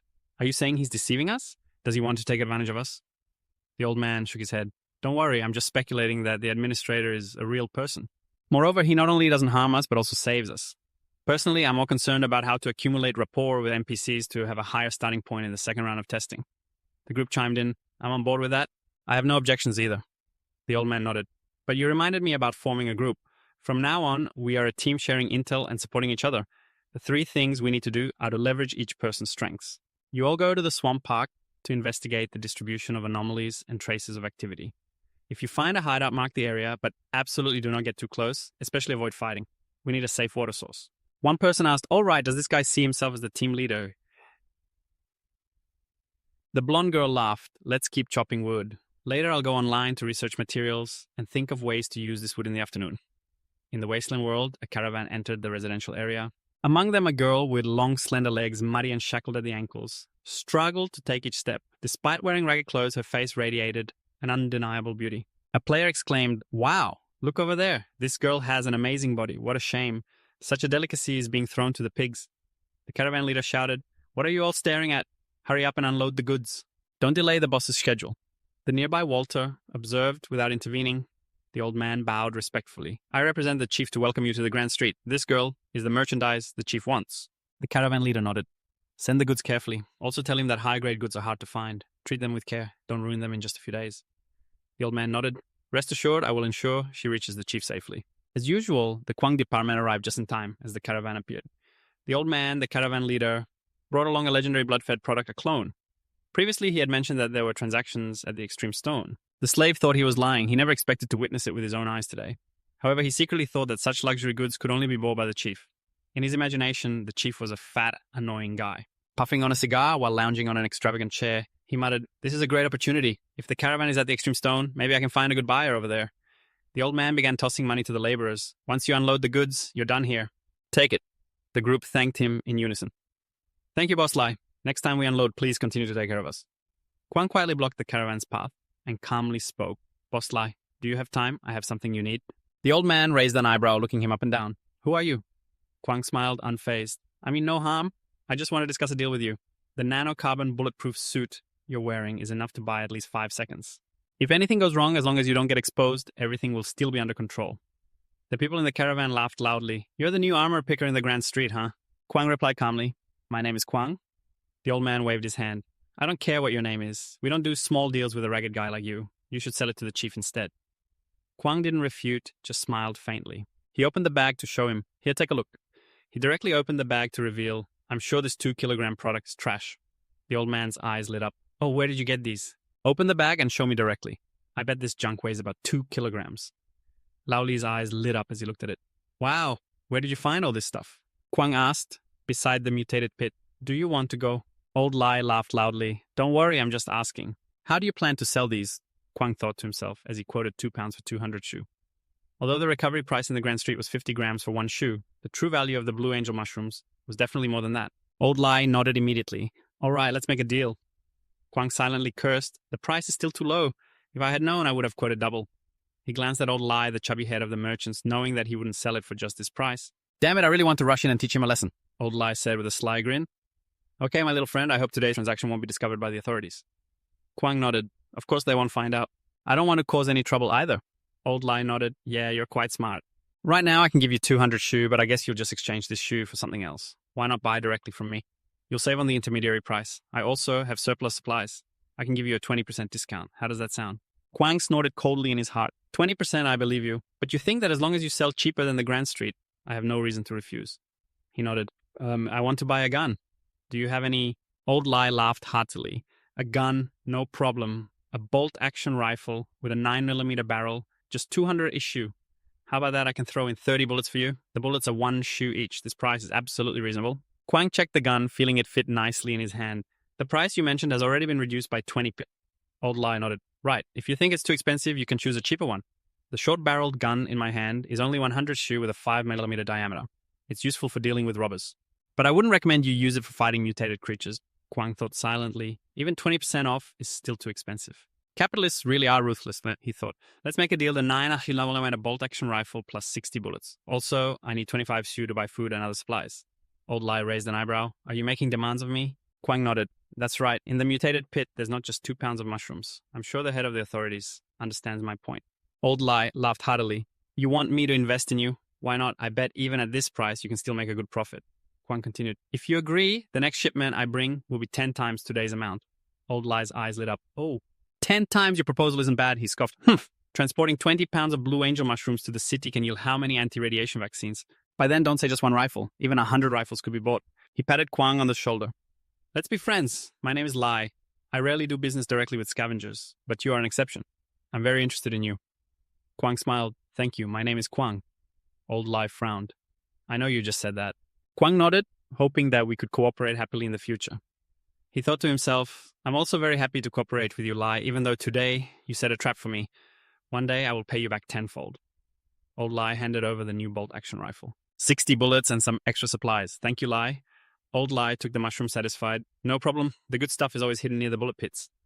Kwang wrapped the gun in a cloth. This thing was too eye-catching, better to keep it low-key. He received the remaining money thinking, usually it's rare for anyone to get money from Old Lai. You're an exception. Old Lai laughed. Ha ha, it seems I'm really lucky, but I hope your luck continues. After all, our cooperation has just begun. Kwang nodded but remained cautious. He was right. The Blue Angel mushrooms grew near the mutated pit. Just hearing about it was daunting, not to mention how many creatures were in the pit. Normal penetrating firepower can't deal with them because their skin is super thick and their regeneration ability and vitality are terrifying. Even if cut in half, they can still split into 2 new individuals after a short time with small holes on their bodies. So that won't work at all, not to mention whether you can even set them on fire. Even if you can burn the mushrooms, valuable items will burn along with them. Old Lai spoke up. Kwang, I have one more piece of news for you. At the end of the month, I will come here again. It will also be the last time this year. I hope to see you with 20 pounds of Blue Angel mushrooms. Kwang frowned. As for the 20 pounds of mushrooms, I'll give you 2,000 shu. You can order from me without needing to scavenge what others have left behind. Kwang scoffed. How about that? I know what goods you have, he thought. This merchant wants to trap me again. Old Lai snapped his fingers and someone immediately brought a tablet. It displayed the list of goods. Feel free to choose. Kwang glanced through. A flight goggles for 50 shu, bulletproof armor for 600 shu, night vision goggles. This merchant really has a lot of good stuff. He was surprised. You know how to use a tablet. Old Lai laughed. So I don't need to teach you anymore. I guarantee the goods are exactly as shown in the pictures, absolutely top quality. Suddenly, Kwang's eyes lit up. Oh, here. This is a generator, a wood-burning generator with a power output of 10 kilowatts. It generates electricity by burning wood priced at 200 XU. I continue with the item, an exoskeleton frame for basic defense. Enhance transportation capabilities and navigate complex terrain for 800 XU. Old Man Lai asked if you've made your choice yet. So Kwang nodded. I'm done choosing. Can you check if it's all right? Old Lai looked over and nodded. Oh, your choice is good. The exoskeleton in Area 1 is basic, but the most useful model. As for the generator, if you're worried about running out of power, you might as well buy an extra power source. I have a service for exchanging old for new at a very low price. A chemical energy battery comes with it for just 150 Yidiju.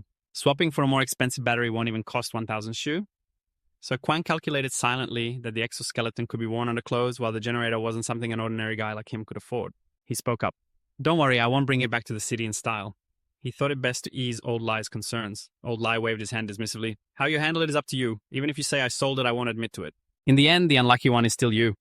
So Kwang chuckled. It's getting late. See you next time.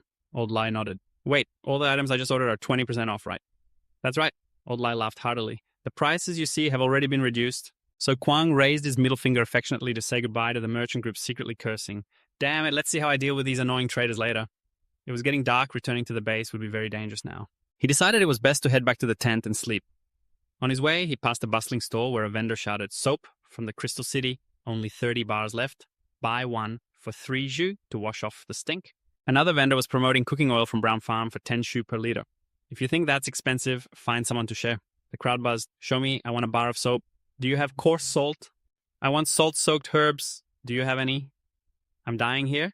You guys choose. I'll take a break. Suddenly, a loud shout silenced the crowd. An authoritative order from the village chief rang out. Stand straight. By the end of the month, each household must submit 100 pounds of firewood and 2 pelts.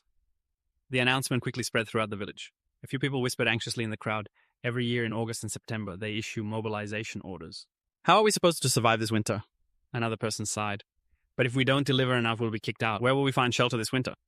A bitter voice rang out. At least here, we still have some freedom. It's much better than Brown Farm. It seemed the village chief was planning to make a big profit before the merchant caravan arrived at the end of the year. He wanted to have supplies on hand to exchange for a luxurious life, but this had nothing to do with So Kwang. Calmly, he thought to himself, anyway, I'll leave here before winter comes. As he approached home, So Kwang heard Xiao Yu arguing fiercely with a little brat. Get out of the way, you little brat. If you don't move, don't blame me. The voice of the older brother pleaded. Help him. What's so great about the House of the Dead? The little brat was Wang Defu, the third son of the Wang family. Hearing this, Xiao Yu fumed. He's not dead. He's not dead. He's not dead. She pointed directly at him. Stop lying. That country bumpkin hasn't come back for 4 years. Aren't you guys wanting to divide it? I'm not planning to hog the whole house and door. This belongs to me. You can take everything else. Xiao Yu shouted angrily, making Wang Defu turn pale with rage. You little brat. If you don't want to get beaten, get lost. I'm not going. You dare hit me. Xiao Yu replied defiantly, what's there to be afraid of? Your dad and Ati, 2 brothers, are still out. What's there to fear? Just then, So Kwang stepped in to stop the argument with a steady voice. Who just said I was dead? This country bumpkin is still alive. As soon as Xiao Yu saw him, her face lit up. He came yesterday. He wants to wash away your claim on his house, and now he wants to hit me. So Kwang smiled reassuringly. Oh, I see.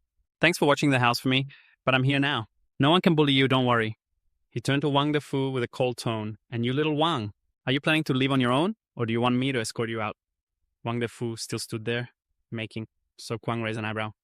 If you're still standing there, do you want me to escort you out? Saying this, he gently reached behind him as if to pull out a metal pipe. But this action terrified Wang Defu, his face drained of color. He kept backing away, trembling. You'll regret this. I will definitely talk to my dad about this. With that, he panicked and ran away as if he were about to wet his pants. Xiao Yu beside him laughed with her eyes squinted. Brother, thank you. So Kwang quickly waved his hand, smiling lightly. It's nothing. Just a little help, but then he suddenly realized the girl was staring at him with a strange, sparkling gaze. Why is she looking at me like that, he thought, then pulled out a lollipop. He had bothered her for days, so he handed it over. Take it, it's no trouble. Thanks for the lollipop. Tyung-gu cheerfully accepted it, quickly unwrapping the candy with bright eyes. Anyway, I don't have anything else to do. While you're out, I can help you keep an eye on the house. So Kwang chuckled. I think you just want the lollipop, but you're pretty loyal too. 1 lollipop is worth it. Suddenly a deep voice came from afar, startling Tyung-gu. Tyung-gu, what are you doing over there? Oh no, Dad, and the brothers are back. From left to right, there were Du-hung, Du-ho, and Du-lao. Tyung-gu hurriedly ran towards them, leaving So. Kwang, standing there, a bit confused. Could it be that the Du family doesn't want her to hang out with me? Why am I wondering it wasn't like that before? Du-ho used to actively chat with me. As the Du family walked by, one of them suddenly stopped.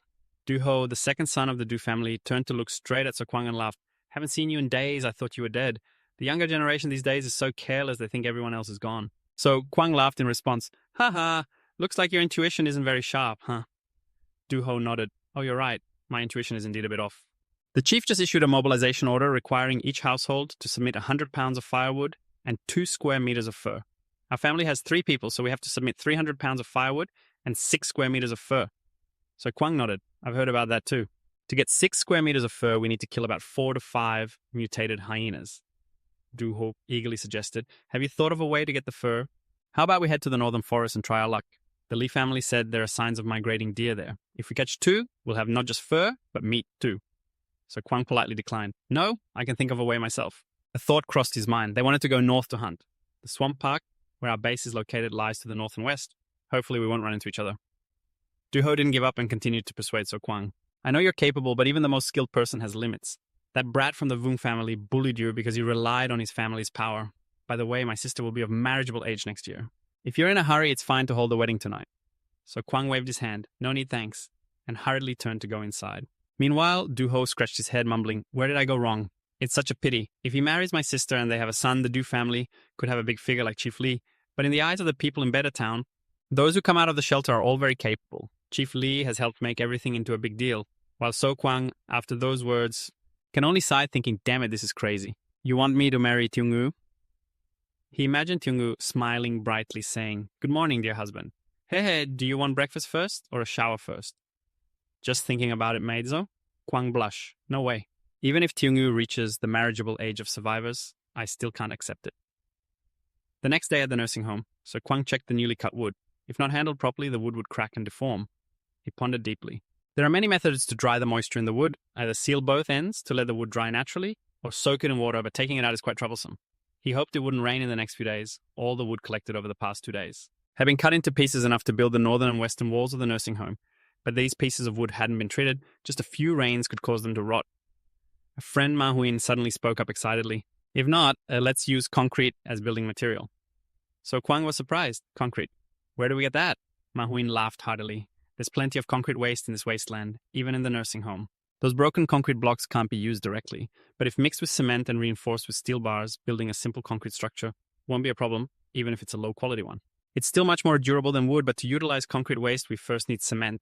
And to make cement, besides needing enough coal, we also need a kiln that can withstand temperatures up to 140 degrees Celsius. Just then, the other two returned, their voices excited. We're back! There's an important discovery to the east of Langho. There's a river that doesn't appear on the map. It probably formed 200 years ago. One of them, Kung Feng, threw the bucket in his hand to the ground, excitedly saying, wait a minute. I'll pull out the map for you to see. The diagonal lines are the activity range and nests of the invasive species, while the circles are relatively safe points. So Kwang looked at the bucket curiously and asked, what's in this bucket? Is it cement? Kung Feng replied proudly. We found this by the river. At first I thought we'd meet a beautiful NPC bathing, but unexpectedly we only found this pile of mud. But our Feng is much more reliable. He's the one who thought this mud could be used as building material, so he brought it back. Old Bai sat down to observe the buckets, pondering. Let me check this out first. It can't be used directly as building material. It will be washed away by water, but this is a good thing. Our kiln can now produce cement. Kwang was surprised. A kiln, really? That's right. Old Bai nodded, his eyes sparkling, and Feng and I are discussing and planning to make cement. Do you think it's feasible? Kwang Feng laughed heartily. What's not feasible? Don't forget, we're in a game. This is a completely realistic game where nothing is impossible to think of or do. Let's get to work quickly. This little bit of mud isn't enough to build a kiln. Let's go get a few more buckets. Old Bai nodded, stood up with a professional demeanor and began organizing the work, positioning everyone to move the bricks without any ambiguity. Very professional indeed, Kwang Feng said. Let's keep chopping trees here. Kung Feng nodded. I'm all set. Let's go. We have to surprise the administrator. Suddenly a terrifying scream echoed through the dense forest. Help! Help us, a two-headed, mutated bear is chasing us like crazy. The two players, Old Bai and Kwang Feng, panicked and ran away. Kwang turned back, grimacing at the sight of the giant beast. Unfortunately, Old Feng tripped and shouted, "Oh no, guys, hurry up!"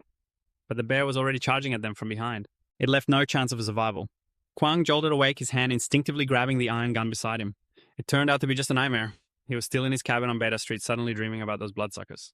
He muttered anxiously, remembering the 4 players, and the number of beasts he had accumulated over the past 5 months was nearly depleted. He wondered how they were doing now. Even with TO7 at the base, I still can't relax. Is my brother Tyung-gu at home? The girl's voice was bright and lively. What's wrong? Why are you up so early? I'm already here. Kwang thought to himself and opened the door. Tyung-gu smiled brightly, presenting a cake. Hey, I made this for you. Kwang was surprised. For me. He took the cake, feeling a bit strange. Suddenly, Tiungu waved him closer and whispered, "Hey, let me tell you a secret. This cookie is from me, the second one I made. He told me to tell you. This is a cake I made with my own hands for you." Kwang chuckled. "Oh, a little scheme, huh? I didn't expect Duho to play this trick." He looked at Tiungu and asked, "So why did you tell me this secret?" Tiungu mischievously smiled. "Hehe, because I don't want to trick you." Suddenly a cold voice rang out, "A stranger. Are you going hunting too?" Tiungu startled and quickly hid behind Kwang. No, this is bad." It was Wong Duk Fuk and his brother, a tall, muscular man with his head covered. He was the eldest son of the Wong family. He looked at Kwang with a challenging tone. "Don't die out there. Otherwise your house will be mine." The person behind grabbed Wong Duk Fuk's shoulder, holding him back. "Don't say too much." Yes. Wong Duk Fuk replied softly, but as he passed by, he intentionally brushed against Kwang's shoulder. Both sides frowned and glared at each other. Kwang sensed that this guy was not easy to deal with. "Come back, Tiungu," he reassured her. "It's okay. I'm going out too. Be careful, okay?" Tiungu smiled. "I'll watch the house for you. Wait for you to come back." "Thanks, Tiungu," Kwang replied, unable to resist patting the adorable girl on the head. He thought to himself, actually, Tiungu is a good girl. She's just too young right now. At least 2 more years. He shook his head, telling himself to wait until she grows up before thinking about it. The hunting team in Better Town appeared almost every day. It was a dangerous job, but a rare way to make money here. Kwang went to Old Trail Lee's shop and said, "Here are 21 chip points. I need 7 kilograms of green barley. Also, I need tobacco leaves to preserve meat. How many chips can I exchange for that?" Old Trail Lee replied, 1 point for 100 grams, so I'll give you 400 grams of tobacco leaves. The leaves from Brow Farm are rich in compounds like andehyst and saturn. With them, even without salt, the shelf life of the meat can be extended by a few months. Kwang nodded. "So my supplies are running low, but now I have a gun. Hunting will be much easier than before. The leftover meat I'll marinate and preserve for winter." Old Trully handed over the 7 kilograms of green barley and asked, "This is the goods. Want to check it?" "Oh, right. I remember a few days ago you just bought 5 kilograms of green barley. Is there a problem?" Old Trully shrugged, speaking calmly. "Nothing much. Just having a bit more is good." So Kwang suddenly realized that he had been careless during this time and hadn't sold any useful scraps. Yet he continuously bought a large amount of supplies up to 2 times. If the chief checked the reports, he might suspect that So Kwang was secretly forming a faction against him, which could lead to dire consequences, he thought to himself. Filled with worry, he envied the protagonists in stories of the past. They always seemed so cool, able to run through the rubble, carrying countless heavy items on their backs. But in reality, it wasn't that easy. So Kwang mumbled, looking at the heavy supplies in front of him. "Carrying this stuff is exhausting, let alone running around." He sighed and said to the old tea master, "I'm heading out now." The old tea master chuckled softly. "Well, it looks like you need a cow, huh?" So Kwang raised an eyebrow. "A cow? Honestly, these supplies are really heavy. I wonder if that 2-headed cow of that guy is for sale." The old tea master waved his hand. "Be careful on your way, I know."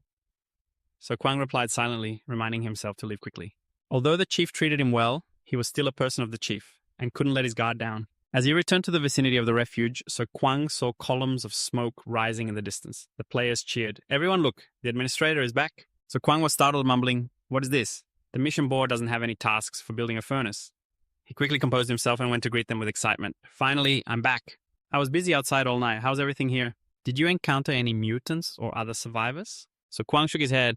"Haven't seen anything yet, but have you built a few furnaces?"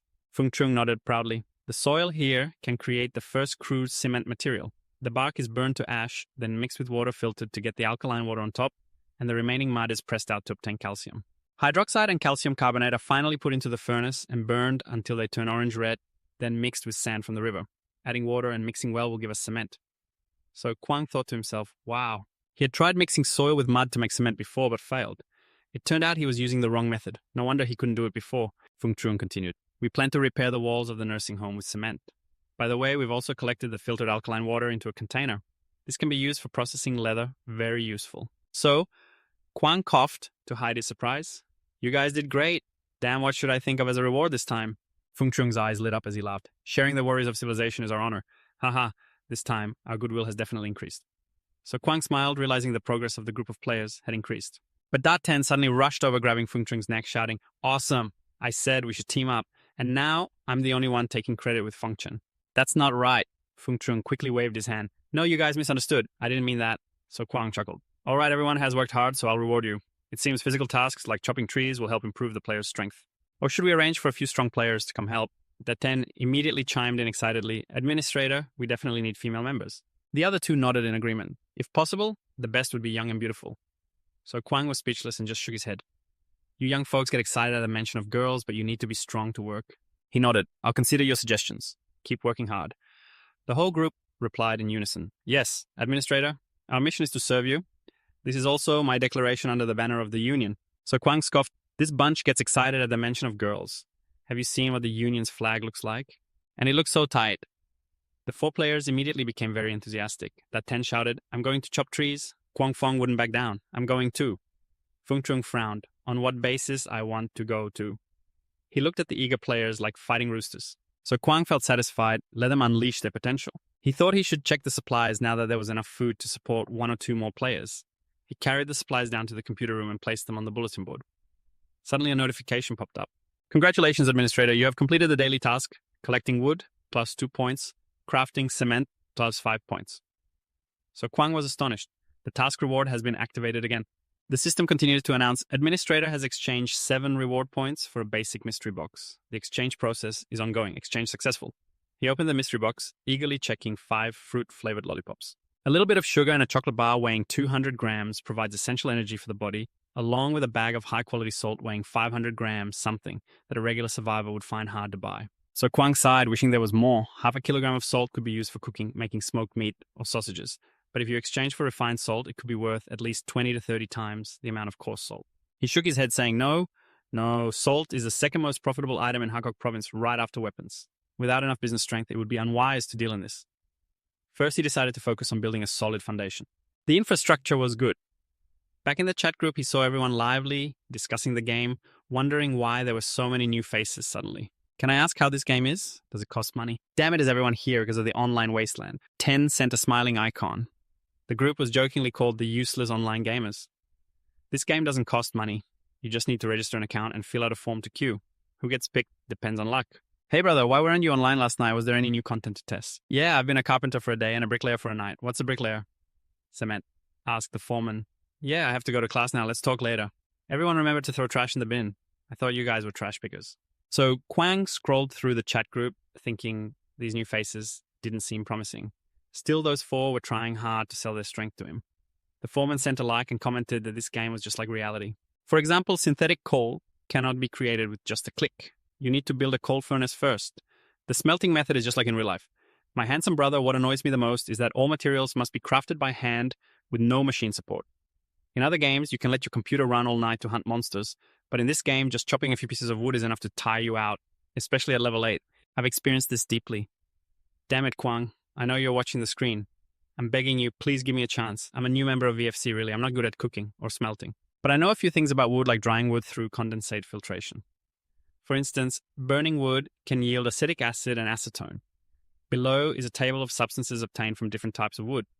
So Kwang read it and his eyes lit up. Oh, this VFC guy really has something interesting here. Ethanol and methanol don't need discussion, but acetic acid is good for making smokeless gunpowder.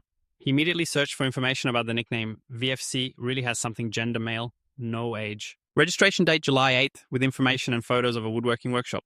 It seems he sells furniture. This knowledge could be applied to the pile of wood he had. So Kwang sent a message asking if he was interested in joining. In the space of Earth, a man's phone rang with a notification. He was indeed the owner of the VFC account, really has something. Opening the message, he was surprised, asking who he was. So Kwang replied, I'm the game planner for Wasteland Online. You can call me Kwang. The man was stunned. Damn it, the game planner is looking for me. He replied, I'm very interested, but how can you prove you're the planner? So Kwang sent a link saying if you click the link above, you'll find the answer. Does VFC really have something? Is this game free? He looked at his phone feeling anxious. Maybe he should give it a try. Although there are many scams online, what if this game is real? So Kwang sat in front of the screen intently following the chat group, which was so lively that it was almost fervent. On the other side of the screen, the excitement of everyone seemed impossible to hide. User 1 said, I've already reserved a spot. Is there any more paperwork? So Kwang replied, no, just send me your reservation number and I'll mark it backstage for you. 3 days after connecting online, so Kwang announced that there were carpenters now. What other talents are still missing? A chat group immediately became noisy. User 2 said, the toilet has something. I've joined the group to brag. Ha ha ha, brothers. I've already got the beta testing qualification. A user 3 said, what the hell? What the hell? What the hell? Based on what? Clearly, I made an appointment first. Who said frowning. So Kwang muttered, this guy got the qualification and is bragging everywhere. It seems I can't stay silent anymore. He decided he had to find a way to calm the aggressive crowd in the group. So Kwang sent a message to the group. Everyone, please be patient. The beta testing is to experience the game at this stage. We need to check the different systems of the game to see if they are complete. So we need some players with knowledge in special fields to be guinea pigs. User 4 said, I can also be a guinea pig. I have 7 years of experience driving a knife downstream. 7 years of driving experience is still pretty clumsy. Even Lao Tzu knows how to drive a bulldozer. Stop arguing. Don't you realize that the toilet guy really just joined the group yesterday? User 6 said, maybe that's a secondary account of the management dog. This is a completely trash virtual reality role-playing game. Stop arguing. Don't you realize that the guy in the bathroom is actually the new member who just joined yesterday? 4 people using 6 accounts maybe? That's the manager's alternate account. It's just a complete virtual reality game. Total garbage. It's all fake. User 7 doesn't seem like a secondary account. Kwang, come on, give me a chance to go to the base. Kwang calmly replied, everyone just stay calm. Just wait a few more days and hundreds of better closet roles will be released. Trust me, everyone will get a chance. He thought to himself, maybe I should release a few more beta closet roles. After all, there are still about 10 rations left in the base. If we have guns, we can easily hunt for another 2 pairs of chopsticks. That shouldn't be a problem. Suddenly he realized, right, even if we have food, we still need someone to take care of it. The outpost is missing a chef. Kwang sent a message to the group. That's right. We're still short a chef to test the cooking system. Pick me user 8, Lao Tzu, can stir-fry a plate of chicken with his eyes closed. Come on, let's learn to cook together. The spicy chicken is well known among my dogs. User 9, if you eat it seriously, it's hard to swallow. It's in my nature to be picky. I can make the pork belly crispy without burning it soft, without being greasy. Don't get too attached to him. User 10, my family specializes in cooking all kinds of dishes. Theoretically, I can cook anything. Kwang frowned and muttered, there are too many options. Who should I choose? Who doesn't know how to cook at least 2 dishes this year? 1 soup, right? Isn't it just about having hands, user 11? I already have that. Tomato scrambled eggs, back. The new chef, Lao Tzu, is right here. User 12, the capital has arrived. The 3rd floor of the nursing home was deserted. At that moment, little 7 rushed in looking horrified. Hoo, master. You finally came to find me. Kwang was surprised. What happened to you that you're in such a hurry? Little 7 said, Little 7 only has 1% battery left. Kwang laughed. What did you think it was? Wait, I'll find a charging spot for you. Where is it now? Little 7 replied, I have a wireless charging port on me so I can go back to the shelter and stay there for a while. Kwang nodded, muttering, no wonder I couldn't find a socket in the shelter. The computer doesn't have a server on the table and never runs out of battery. Turns out it's wireless charging. You give the order and I'll take you to charge. Suddenly he remembered something, his voice becoming serious. Right, Little 7, what's wrong? I just remembered that the power system of the shelter seems to be powered by a nuclear fusion reactor core. Oh, Little 7, what did you say? A nuclear fusion reaction. Yes, because the electricity inside lasts a very long time. The smile on Kwang's face gradually lost its naturalness. Oh, that's good. I need to find a way to steal electricity from inside. But right now, the situation isn't looking too good. It's now 2340, according to the year. The shelter has been built for a long time, right? If we run out of electricity, what should we do? Little 7 said, I don't know. According to the plan, this shelter was supposed to be opened 100 years ago, but for some reason it was delayed by a whole century. Kwang reassured him in an optimistic tone. Actually, there's no need to be too pessimistic. The power room of Shelter 404 must be on the 3rd floor of the bunker. As long as you unlock that floor and replace the fuel rods in time, it will be fine. Kwang sighed and said, that's easy to say, but where can I find nuclear fusion fuel rods? All right, hurry up and charge. We'll deal with this later. Thank you, Master. See you later. Kwang thought to himself that there wouldn't be too many issues with the electricity supply in the short term, even though the opening of the shelter had been delayed for a century. But after all, this place has been running in energy-saving mode. Who knows, the remaining electricity might last for a while. However, he was more worried about the upcoming cold winter. There wasn't much time left to prepare. Kwang stood up and went outside to check the progress of the group. He was a bit startled to see 8 bright carbon furnaces had been set up. Management, these are the 8 carbon furnaces they built. The chief has arrived. Kwang nodded. Yeah, I just went on a trip. What do you think about these? User 13 said, no, it's everyone's effort together. Kwang smiled. No need to be modest. I can see it all. The organization will remember your contributions. Additionally, on behalf of the organization, I will reward each of you with 100 contribution points to recognize the unlocking of cement construction materials. From now on, you are the construction team leader of the outpost shelter. Number 404, an additional 1,000 contribution points. As for the outpost, you can freely use your creativity to design and build. The only requirement is to meet the deadlines and stay within the planned boundaries. The captain, who respects me greatly, will definitely do his best to build our home next to that envious red-eyed jerk who received an extra reward from the office with such an encouraging tone. Now I need you to tell me your plan, Captain. Yes, esteemed manager, after going offline yesterday, I conducted practical research on the cement industry, paying attention to the site, to add iron slag to the cement. This can create a stronger and more durable cement since iron slag is everywhere in our area. So I mixed the iron slag I found with charcoal, using the charcoal as a reducing agent, and managed to produce iron powder, which I then fired together with the cement for the plant. In the end, we obtained super durable cement. We can't produce large quantities of cement with just a few of these clay kilns, so I plan to invest all the cement produced in the initial phase into building the production facility. To increase the cement output, the office nodded. That's a good idea, but how much cement can we produce just using tree bark? Captain, that's why we need more professional cement kilns, ones that can reach temperatures up to 1 to 50 degrees. This way, we can produce calcium carbonate cement by burning limestone and clay, completely replacing the raw material with tree bark. The office is satisfied. If you've considered everything thoroughly then, do what you want. By the way, recently 2 members will be ending their hibernation and joining our team. I will organize a small party to welcome them, so we need to bring back some game meat. We can't just serve them porridge. Who wants to go hunting with me? All 4 of them chimed in. I'll go. The office laughed heartily. We don't need that many people. Yes, you go. You're the one with the sensing ability, said Darten. The pain of one person is the joy of another. At your command, esteemed manager. Before leaving the shelter to go hunting, the office looked back at the enthusiastic group, thinking to himself, the 404 rumors, we will build a bright future. Darten led the way to the lair of the mutated leeches. This place was still as desolate as ever. A shadowy figure surrounded by signs of destruction made it seem as if time had gnawed away at everything left. Darten pointed to a deep pit, his voice full of excitement. Esteemed manager, this pit is where we found those mushrooms. Luckily, you guys haven't gone in yet. Let's go. The office replied seriously, our target today is not that. Day 10 was surprised. Aren't we going hunting? That's right. The office nodded, but his eyes showed a mysterious glint. So why are we moving further away from the forest? He reached behind to pull out his gun, his voice dropping. The real forest is ahead. Darten was stunned by the sight before them. They were on the outskirts of Tantuyan City, where the infrastructure had severely deteriorated. Trees grew wildly everywhere, and the terrain was complex, like a natural maze. Indeed, this was the real forest. The office warned, Darten, be careful from here on out. Stay close to me. After the apocalypse broke out, this place had become a paradise for mushrooms and wild plants, gradually reclaiming the city under the threefold impact of radiation. Genetic weapons and time had evolved into aggressive mutants collectively known as aberrants. But the danger here wasn't just the aberrants, there was something far more terrifying. Darten felt a chill run down his spine as he muttered, so there's something that's scary. Then he suddenly thought of something, his eyes lighting up. Finally, I get to encounter new monsters in the game. This is so exciting.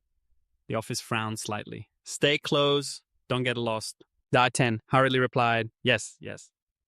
Suddenly a series of noisy sounds came from afar, causing the office to halt. He listened intently and immediately sensed something unusual. With a quick motion, he signaled Darten behind him to be careful. Something's happening. Darten worriedly asked, Manager, what's going on? The office, with a contemplative expression, replied, recently there have been signs of survivor activity. Darten excitedly exclaimed, oh, survivors, that's great. They're natives of this wasteland. Finally, I get to meet another NPC. The office glared at him. You don't need to be that excited. This isn't something to celebrate. Darten was puzzled. Why not manager? Because here strangers are more dangerous than aberrants, the office replied coldly. He pulled Darten into a hidden corner, carefully checking the surroundings. Through preliminary analysis, he discovered traces of gunpowder containing a lot of sulfur staples and shards of pottery. This is a bomb that has been detonated, he mumbled, using this kind of firepower. There might be mutants or predators nearby. Normal survivors wouldn't place themselves near settlements like this. It's hard to fool them. The keen sense of smell of the aberrants. In other words, this is meant to deal with humans. The keen sense of smell of the mutants suggests that this is meant to deal with humans. I can still smell the remnants of the explosion. It shouldn't take long, maybe 5 hours at most, or even less. I turned to Darten and asked, did you hear the explosion from the east when you guys came out of the ground? Darten shook his head nervously. I didn't hear anything. Kwang ordered, you stay put and wait for me. Darten worried, asked, where do you want to go? Investigate the situation ahead. Kwang replied, his gaze sharp. Can I go with you? Darten asked, but Kwang's piercing look made him shiver. You stay here. Kwang said in a tone that allowed no argument. Darten stammered, yes, I'll wait here. Deep down, he thought about how the manager had authority. If he didn't do well, he could really be kicked offline. Darten obediently hid in a spot. Meanwhile, Kwang cautiously entered the desolate commercial area, calculating that although he intended to use this name as bait when going outside, the situation had changed. He might be facing a tribe of predators or mutants. Such bait was meaningless. It would only alert the snakes in the grass. This place was very close to their hideout, especially since those people were producing large amounts of smoke and noise, which would eventually be detected. Amidst these dangers, there was always a greater threat lurking. If the enemy posed a danger, he wouldn't hesitate to strike first.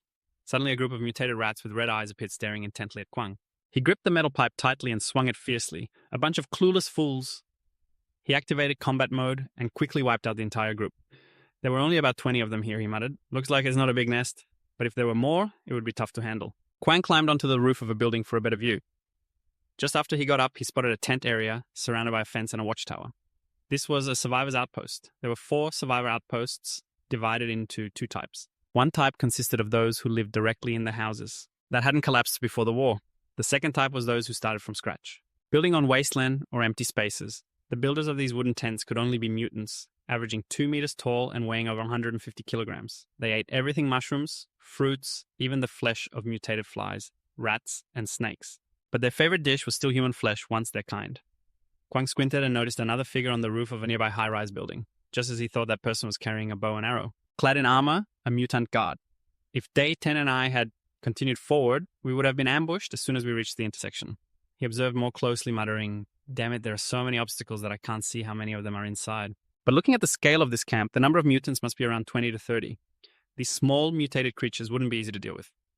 Suddenly a beep rang in his head and a dazzling notification board appeared in front of Kwang. Mission: eliminate the mutant tribe on Route 76. Side mission. Reward: 200 points. Kwang muttered skeptically, "What the hell is this system trying to make me live long enough to take on this mission?" This system confirms it's not a death wish system, right?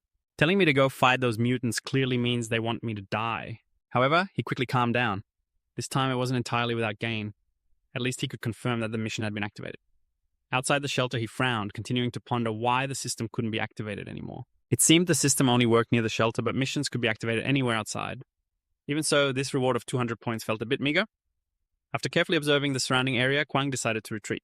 Summoning 100 players only gave 100 points, but this mission offered 200 points. Clearly, it wouldn't be easy to complete. He silently calculated as Dart 10, who was trailing behind, was panting, but still curiously asked, "Manager, what did you see?" Kwang replied in a low voice, "What I saw was the camp of the mutants." Dart 10 was surprised. "So, we're just going to leave it like that. What else can we do?" Kwang coldly asked back, "Fight them. If we lose, we get thrown into the oil pot for dinner," he said. "Use your head. We only have one gun, and it's just me here who can fight." Dart 10 then realized, nodding, "I didn't think of that earlier. I just thought that mutants were NPCs in this game. Now hearing you say that, manager, then mutants must be the opposing force, and they even eat people. That's terrifying. Let's hurry." "Now is not a good time to provoke those beasts." Kwang nodded firmly. "We need to prepare better, concentrate our strength to eliminate them once and for all. Damn it, this mutant camp is really something." They are right on Route 76 opposite the east gate of the park. No matter what, we need to be careful on the way back. The two passed through an area resembling an abandoned construction site. Kwang stopped, his eyes lighting up. "Isn't this limestone?" "Yes," 10 nodded excitedly. "That's right, it's limestone." "What an unexpected harvest." Kwang smiled, saying that they would refine all the limestone into cement to build 2 buildings. "It's not a problem. Just mark this spot. As long as Old Bai unlocks the technology for calcining calcium carbonate cement, we won't have to worry about cement materials anymore." They returned to the outpost shelter 404 just as they stepped inside. A player exclaimed, "Hey, you're back. What are these two?" Kwang replied calmly, "These two are mutated hyenas, enough for us to eat for a few meals. But compared to eating, I have more important news to share, including good news and bad news." Old Bai asked curiously, "What's the good news?" "The good news is there's an incomplete construction site in the northeast of the Low Park along Highway 3 heading north," Kwang explained. "We found a lot of limestone there which must have been desulfurized. Also, there are some abandoned carts that need repairs to be put back into use." Old Bai exclaimed, his eyes shining. "That's great. I was worried about not finding materials to produce calcium carbonate cement, but I didn't expect the problem to be resolved so quickly." Kwang nodded, but his voice lowered. "What about the bad news?" "The bad news is that the eastern gate of the Low Park continues along Route 76, which is the camp of the mutants," Kwang replied. "Preliminary estimates suggest there are about 20 mutants." Yes, 10 looked fearful. Mutants are hostile forces. Their combat power is very strong, and the key is that they eat people. We have to be careful. Kwang nodded. Yes, 10 said. "That's right, mutants are not something we can deal with right now. The weakest among them is at least level M or higher. Casual contact won't just yield no results, but it will also expose our location. From now on, everyone is forbidden from approaching Route 76, even coming out from the eastern gate of the Low Park. At least until this threat is resolved." Another player spoke up. "Sir, what should we do with these 2 hunted creatures?" Kwang pondered, "Although I've eaten this dish before, but I always bought it from the street grill. I've never prepared it myself. 5 months ago, I mainly earned chips by scavenging and didn't have much hunting experience. I only heard that fresh prey needs to be bled. Otherwise, the meat will be fishy, but I'm not sure how to process it specifically." Suddenly, Kwang Fong raised his hand. "Sir, is there something?" Kwang was surprised. "What do you need the blood of the hunted for?" Kwang Fong replied, "I want to test some hypotheses, so I need it." Kwang immediately took out a knife, cut off a leg of the hyena, and handed it to him. "Here, take this." But this swift action made Kwang Fong's heart race, yet he maintained a calm demeanor. "Thank you." Next to him, the furnaces were working tirelessly from morning until evening. Old Bai was working hard. It seemed that the title of construction captain had ignited his sense of responsibility. He ran over cheerfully. "Sir, I'm here." "Sir, under your guidance, the cement furnace at the outpost is basically completed. When the cement dries tomorrow, we can start firing the first batch," Kwang said with satisfaction. "Very good. Thanks to you guys, we're getting one step closer to the great goal of reviving the human alliance. I hope you continue to work hard. The organization will remember your contributions." Old Bai bowed, determined, yes. Sir, I swear to do my best. Now I'm going to work. Kwang looked at Old Bai's enthusiastic demeanor and secretly smiled. Hehe, recently. I've become more and more skilled at making promises. But he noticed that the players seemed uninterested in the promises. Instead, they found new joy in rebuilding their home. To put it plainly, aren't farming games just like that? Seeing the house gradually improve is part of the joy, right? Of course, I'm very happy that they can enjoy it. The shelter is now too poor. I can't give them substantial rewards, only sweeten the deal with promises after solving the mutant problem in the wasteland. Kwang decided to assess the situation. The chat group had just opened when a message from Yes10 caught his eye. Mutants update, encountered a mutant base on Route 76. Confirmed that mutants are hostile forces. Kwang shook his head, muttering, are these players too proactive? They just went offline and are already bragging in the group about encountering 2 rookie mutants. What do they look like? Are they infatuated with me? The freeloader with hostile forces? It must be close to beta now. I'm just waiting for the transformation to happen. Another player, your friend is still asleep and doesn't want to play too much. Kwang chuckled. These guys are so enthusiastic, it's quite nice. More and more people are rushing to sign up. I don't know exactly what it looks like, and I've never seen it either, but don't worry. The official website will definitely update information about the mutants. Kwang is waiting for more news. Scrolling through the lively chat group, he muttered, I'm waiting for news too. Looking at the screen, he suddenly realized, why is it just me online today? Where are the others? Player 1 must have quit smoking. The other 3 seem to be researching cement. I wonder if they have classes this morning, but this guy has always been very mysterious.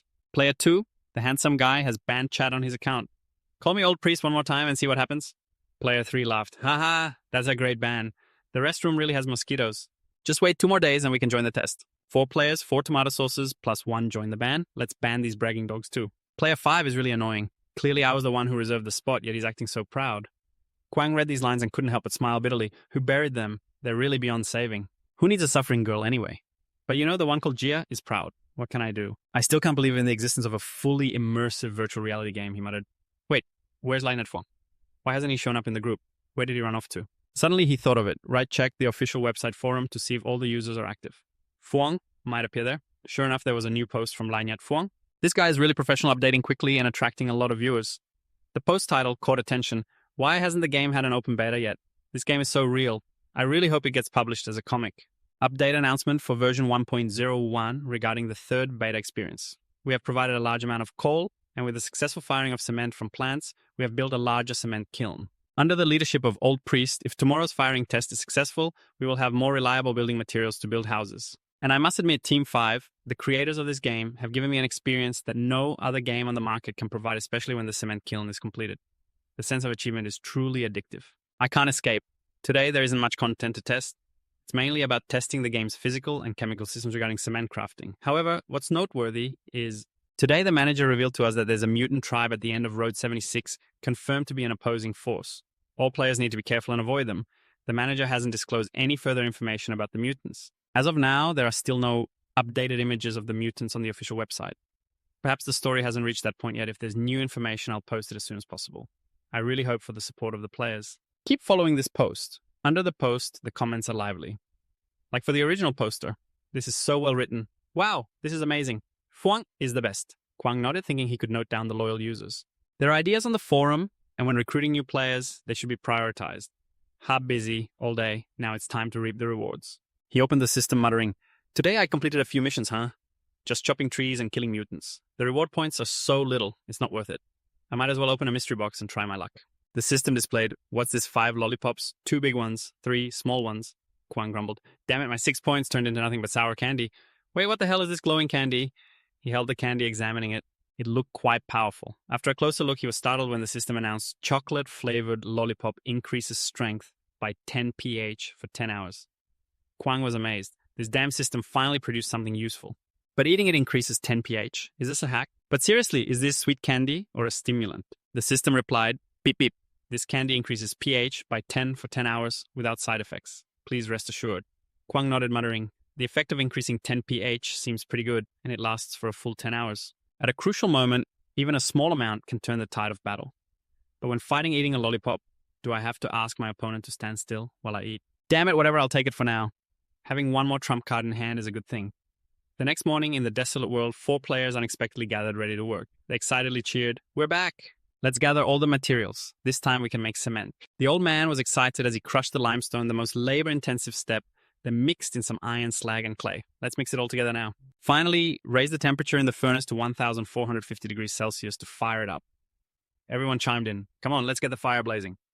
Suddenly, the old man paused. Wait, something feels off. How are we supposed to check the temperature in the furnace? Player 6, you don't know. How can you show your face and say, you don't know? What now? The old man was flustered. Do you have an industrial thermometer? All I can say is it's useless. The fan just needs a little push to get the job done. 4 players, 7 of us. Where are we going to find a generator? The old man muttered. Damn it, ever since this guy Bach became the construction team leader. It's true he's getting more pretentious by the day, but suddenly he realized something was off. Where are those 12 pets? Fong and Da. Just then, So Kwang came up from the shelter and spotted the two waiting. He was surprised. What are you two doing with those chives? Fong and Da shouted, Manager, come over here and see what we caught. So Kwang Curious asked, where did you two go, the storm? We went to the lair of the mutated leeches nearby. So Kwang with a stern voice said, what? Didn't I tell you not to go there? No. We didn't go and just set traps nearby, Fong replied. Look at this, it's a mutated leech. So Kwang looked into the bucket and saw it filled with tightly sealed glass jars containing wriggling little leeches. He muttered, these mutated leeches look pretty gross, but also a bit interesting. How did you catch them? I've never heard of anyone catching these before in Boidak Nyai. Da replied, mutated insects are rich in protein, but they have a lot of parasites that are hard to get rid of. We used animal blood to lure them into the glass jars. The big leeches can't get in, but the small ones can't get out. These mutated leeches probably come out at night to feed and return to their lair during the day. Except for the broken jars, all the ones we caught are trapped in here. So Kwang nodded. So that's how it is. If we need to catch leeches, this is a great idea. No wonder Fong was looking for me yesterday for fresh meat. Turns out he wanted to use it to catch mutated leeches. He turned to Fong curious. But what do you plan to do with these? I'm not too sure about leeches, but mutated leeches definitely aren't edible. I'm not planning to study whether they're edible or not. I'll just use them to fish. So Kwang was surprised. Fish, really? Not a bad idea, Da said. So Kwang recalled the last time he strolled by the lake, he saw some large black birds catching fish. He muttered, if there are fish, why don't we catch some for food? This method is great. He turned to Fong.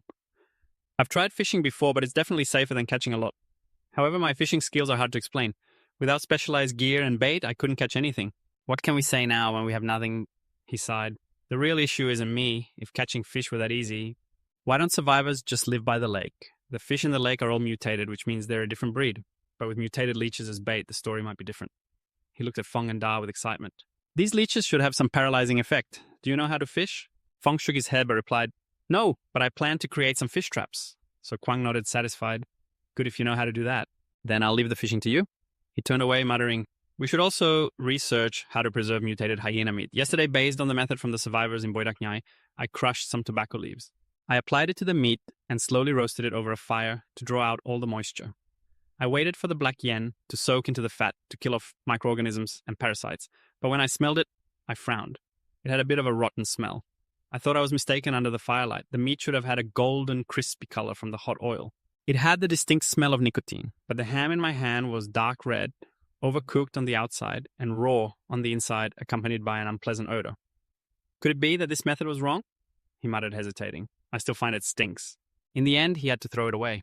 No matter what, this piece of meat was inedible. If only we had a refrigerator, it would be so much easier. I wouldn't have to think so hard. He sighed. The problem is we absolutely need to get that generator. But now it's only the second week of September, and the logistics team won't arrive until the end of the month. Thinking about these things now is pointless. We can't wait until the end of the month to stock up on food, not to mention the economic conditions of our shelter. How could we afford a luxury item like a refrigerator? For the next 3 days, Kwang will be hunting from early morning until noon or evening, bringing back meat for the players to cook. They eat like starving tigers, probably because they work so hard and burn a lot of energy. He continued to research how to make smoked meat, but made no progress. However, the good news is that the players performed excellently. Over 3 days, he received 7 reward points, even though he had already gathered enough for 10 points after some consideration. He decided to use all his points to open a basic mystery box. Luckily, this time it contained not only lollipops, but also a bottle of unbranded fish sauce. He murmured that it could at least improve their meals a bit. It should help, right? On the other side, 4 players sat around a pot simmering on the stove, each feeling gloomy. One person complained, we eat stewed meat every day. I'm about to throw up. When I discovered that this game allowed us to eat, I was really excited. But now I realize just eating is a painful experience. Another person chimed in, every meal is either meat or green wheat porridge. Even if my mouth can handle it, my stomach is about to give up. In general, the taste system still hasn't fully developed. Otherwise, even a little salt wouldn't be a problem. So this flavor is neither salty nor bland. It's just nauseating and a bit bitter, even worse than green wheat porridge. Third person frowned. The fishy smell is too strong. We need to add some wine and garlic to mask it. That should be better. Old Bai sighed. All right, let's just eat. This is a wasteland. Where would we find all those things? Eating like this, it's good. In the future, it should be better, he mumbled. Ever since becoming the team leader, this bastard's perspective has increasingly shifted towards capitalism. He even actively draws paths for deer to run. But he also admits that it makes sense. If we buy and sell aside from salt, those spices are considered luxuries. There's nothing wrong with that. In the future, we might even have to pay to use salt, one player chimed in. I hope the next update can add spices. Can I use reward points to buy them? If not, I can recharge. Gongfeng spoke up while I was thinking about how to improve the fish traps. Can the accumulated points be used to buy ready-made fishing tools? The situation suddenly became awkward, and the conversation hit a dead end. One person hurriedly changed the subject. How's the burnt cement? How about the two of you? Old Bai replied. The quality could still be better, but I feel like we're getting closer to success. Player 6, is that real or fake? Don't be bluffing. Old Bai confidently said, of course it's real. I'm not joking. Moreover, not only cement, but recently I and Fuang Trong have also been researching burnt bricks. But without molds, it's very troublesome. The shapes when burnt don't turn out well. It should still be usable. Player 7 asked, can we use wood to make molds? Old Bai sighed. Fuang Trong chimed in, haha, do you think it's that simple? This thing isn't like a chopping wood. To make a square mold, it completely relies on craftsmanship. Who would have thought that I, a top-tier survival game player, could build a house in the game, forest in just half an hour, would be stumped by such a low-level issue in this game? The other two said nothing. After pondering, Fuang Trong said, you're right. One person mumbled, after all, the setup in this wasteland online game is too difficult. Gongfeng continued. These past few days, I've also been learning to make some traps from short videos. Living outside as a master of survival, but I still haven't caught a single fish. Thinking about it, it's true. The lake is full of fish-eating birds. All the stupid fish have been snatched away. But the remaining fish have become wise. They basically won't be fooled. After eating, they quickly escape. Player 10 nodded. But this fish is really good. It almost ate my mutated leech. Oh well, let's just consider it feeding them to fatten them up. Who knows, when the fish let their guard down, we might be able to catch them. Another player exclaimed, that's right, I heard today that 2 new members are joining. Is that true? I hope they are 2 female players to liven up the team's atmosphere. Player 10 dreamily leaned back, relying on my empathic abilities. I vaguely felt that the newcomers must be beauties. Suddenly everyone froze and looked in the same direction. Quang stepped out of the shelter and spoke up. Could it be Quang? Let me introduce these 2. They are our new members, Tomato Sauce and Toilet. Seriously, there are mosquitoes. The other 3 were shocked. Why are they 2 men? Quang smiled and introduced them to everyone. These 2 are our new members, Tomato Sauce. Hello, it's nice to meet you. The 2 newcomers moved unexpectedly towards a strange smell. So, Quang smiled and introduced to everyone. These 2 are our new members, Tomato Sauce. Hello, it's a pleasure to meet you. The 2 newcomers were surprised by a strange smell wafting through the air. They caught a whiff of delicious meat and the warmth coming from the pot over the fire. The bathroom mosquito exclaimed, wow, this is so real. I wonder what it tastes like. Old Bai laughed. Right, what attributes do you 2 have? The bathroom mosquito replied, I'm a flexible system tomato sauce, and I'm a physical system.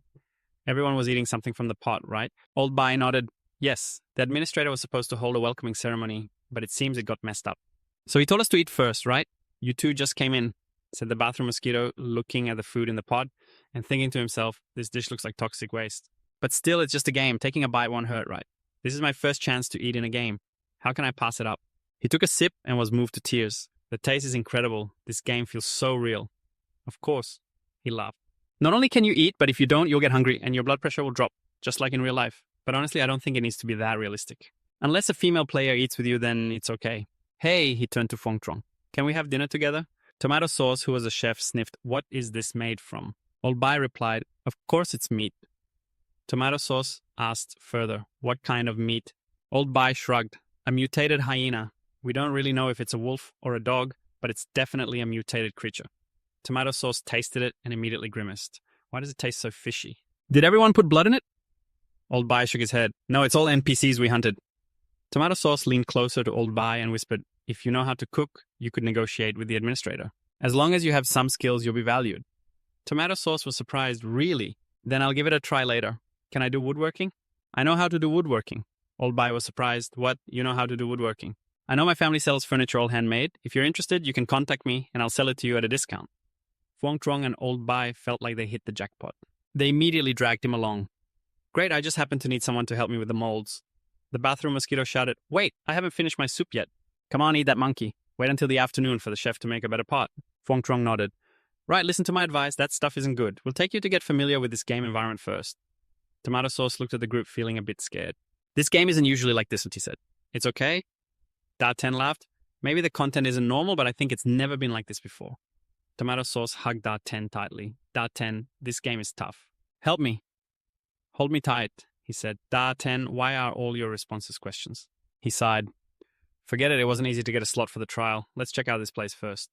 Over there, the bathroom mosquito was working and complaining. You guys can't handle the wood like this. Look at this spot. It's about to grow mushrooms. Old Bai and Fuang Truong marveled. I have to say this guy's woodworking skills are really good. The bathroom mosquito asked, is this enough? Old Bai nodded. Enough, you've helped me a lot. The bathroom mosquito smiled. No need to be polite. Just let me know if you need anything. Fuang Truong patted his shoulder. Got it. I'll remember next time. I won't be polite. With the molds ready, the two immediately dove into making bricks, their eyes shining with enthusiasm. After a while, the group had made enough bricks to build a new kiln. The fire was quickly lit and blazed brightly. Old Bai looked on with satisfaction. This kiln is really taking shape. What do you think? Will this succeed? Fuang Truong confidently replied. Just be a little more confident. Drop the not at the end of your sentence. Get 2 people to stand guard by the furnace. But Fuang Truong seemed a bit tense. Can this really be done? The old man patted his shoulder, encouraging him. Come on, let's just let it burn out on its own and head over to the cement kiln over there to see what happens. I feel like we're getting closer to success. He turned to the group of players, this time urging them to blow a little harder to get a bucket of cement out. Before the game ended, everything was unfolding just as Kwang had predicted. This bunch of chives was putting in more effort and no one was sitting idle. Especially the new member. The bathroom really had mosquitoes, and he was starting to show off his skills. Look at me catching fish. He was doing great, and thankfully, thanks to him, I was able to finish. I had changed the structure. Initially, I transformed it into a rectangular cage made of hard steel instead of wood, then reinforced the main structure with this upgraded fish-catching cage. No matter what, nothing would escape. Hey, what's this? He asked, curious about what was in his imagination. The bathroom really has mosquitoes. Let's go catch a few. Kwang observed silently, thinking that this bunch of chives was really trying hard, and he couldn't just sit back. Let's keep smoking that hyena meat then. We've done it a few times, but it still smells bad. I wonder where we went wrong. Just then, Tomato Egg approached hesitantly. Excuse me, respected manager. May I ask what you are doing? Kwang looked at him and thought, what is he doing here? If I'm not mistaken, he seems to be the newly graduated chef. He decided to spark a conversation. I'm researching how to smoke meat. You're just in time. From now on, you'll be the chef of this shelter. I'm serious. The situation we are facing is very serious. Besides building the infrastructure for our outpost, we also need to stockpile enough food for 100 people to prepare for the upcoming winter. I need your help. You're the one, Tomato Egg. Remember, being a chef in real life isn't hard because you were a chef before logging into the game. You had to cook many dishes. Then you would deliver them to your colleagues. Who would have thought that even in the game you'd still have to be a chef? This is equivalent to working day and night. He thought to himself but still asked, what can I do for you? Kwang nodded. Good question. I've tried smoking meat, but the results weren't ideal. I need you to solve the food storage issue. I've read your materials. The organization said you have experience dealing with food-related issues, right? Tomato Egg hesitated. I know a little, but a game is just a game. What I mean is, I'm not sure if my experience will be useful here. Kwang reassured him. It's okay. I need the opinion of a professional. Help me figure out what's wrong with this smoked meat. Tomato Egg looked at the thigh roasting over the fire, his expression one of exasperation. Rather than saying this has a problem, it would be more accurate to say the problem is everywhere. First, smoked meat must be made in a closed room. With your grilling method, even if you char this thigh, it won't help. Also, what are the seasonings on the surface of the meat? Kwang replied, it's tobacco leaves. Tomato Egg was surprised. What tobacco leaves? Kwang explained. That's right. This is an inland area where salt is very expensive. The people living here use tobacco leaves, fragrant compounds, and black yeast to replace crushed salt, sprinkling it on food, and then heating it so that the preservatives blend with the grease on the surface of the food. This way, it achieves the preservation effect. Tomato Egg listened, his ears buzzing. Can you really do that? There are indeed some fragrant compounds that can help food not spoil, but I've never heard of using them for cooking. You continue managing. In fact, even without salt, we can still smoke meat. It's just that the taste won't be great. The way you say it, I don't understand. But if food is smoked like this, it will harm health. Kwang felt enlightened. So we can do it without salt. Tomato Egg explained, let me put it this way. Microorganisms need water to survive. The essence of smoked meat is to dry out the water in the meat to the point of complete dehydration, which can preserve it for a long time. With salt, the effect is better, the storage time is longer, and the taste is better. But if not, just follow the steps correctly and you can succeed. Of course, if the food has a high fat content, the dehydration process will be quite troublesome and needs to depend on the specific type of meat. But no matter the situation, you must do it in a closed room to achieve the final product. Kwang thought, his eyes lighting up. If we don't need to marinate with those weird tobacco leaves to season the food, then this is good news for the outpost. He thought to himself, even if survivalists are more foolish, they have lived on this barren land for a while, so their survival skills must be decent. The finished product can only be produced in a sealed room. So Kwang thought, his eyes lighting up. If we don't need to marinate with that strange tobacco leaf to flavor the food, then this is good news for the outpost, he thought to himself, even if the survivors were more foolish. So no more thinking, let the NPC handle everything. What do we need players for? He patted Tomato Egg on the shoulder, praising him. Very good. This glorious and challenging task has been handed over to you, and it solves another problem. These chickens are really doing their job. He smiled to himself, calculating that there's now a way to handle food. Should I recruit more players? Improving reproductive capacity can wait. The urgent matter now is to build a base. Currently, there are a total of 6 players, and with this workload, we might not finish surrounding the nursing facility by the end of the month. Suddenly, a hurried voice called out from afar. Damn it, we finally did it. Dear manager, please take a look over here. Kwang stepped forward excitedly, pointing at the furnace. That's right, we've successfully made cement. What do you think, esteemed administrator? This is the result of our work over the past few days. Since this is a trial firing, the output isn't much, but judging by the volume of the cement furnace's intake, handling half a ton a day won't be a problem. Although it's not as good as professional production equipment, it can still be used reluctantly. Chen, we had to manually turn it for hours to get the cement furnace's temperature above more than 450 degrees. Shovel after shovel of coal was added until my arms nearly fell off. Kwang nodded in satisfaction. You all did very well. With this cement, we've made significant progress compared to the initial phase of the plan. The shelter will remember your contributions, and each of you will receive 1,000 contribution points. Laobat and Fung Chung cheered. Hoven, contribution points. That's amazing. All our hard work these past few days paid off. Kwang smiled, but secretly thought about the goal of earning 100 million and achieving financial freedom in the game. I don't intend to pursue that anymore. Yeah, I've given them too much currency lately. A sudden influx could affect the game's longevity. Perhaps I need to add some money-sucking items like limited edition VIP food packages, villas, or limited edition sports cars. The players need to earn back the points I've given them. That's the only way to sustain it. He suddenly had a great idea. How about opening a tea house function? One spin costs 1,000 contribution points, and you have a 5% chance of unlocking a virtual girlfriend. Hehe, if we have this, wouldn't we be able to earn as much as we want? My league's Fung Chung interrupted his thoughts. That's right, esteemed administrator. I need to report something to you. The cement has finished firing, and we need more manpower to start building the outpost. Kwang nodded. How many people do you need? Laobak excitedly replied. At least 10. But of course, the more the better. The cement furnace needs manual fans, which can be operated by 2 people in shifts. We'll soon build the second one. So we need at least 4 more people to transport stones at the construction site. The rest are necessary for building walls and houses. No matter what, we need more than 8 people. Kwang frowned, calculating. This guy opens his mouth and asks for 16 people. The food reserves at the outpost are only enough to feed 7 people for a week. But suddenly the demand doubles. I wonder if the logistics can handle it. If not, it'll be a disaster. I can already see it's not looking good. He sighed. It's the 9th. Nearly a third of September has passed. If we don't work harder, it'll be tough to complete the outpost before winter. He turned to Laobach. I know what to do. I'll submit a request for support from above. In 3 days, a new group of members will be awakened from their winter sleep to join our cause. Laobach and Fung Chuang imagined the scene of having a strong workforce. They cheered. Awesome. This time we won't have to worry about lacking manpower. This is great. With the addition of new members, our project will be much easier than it is now. We just need to assign tasks properly and start construction scientifically to finish before winter. Fung Chung thought more deeply. Just as I predicted, this NPC's authority isn't just that of a simple NPC. He can even influence the game's progression. Could it really be like that? It's like the fantasy setting of an online game novel I once read. This game operates on a supercomputer with infinite computing power. The game company has built a world framework.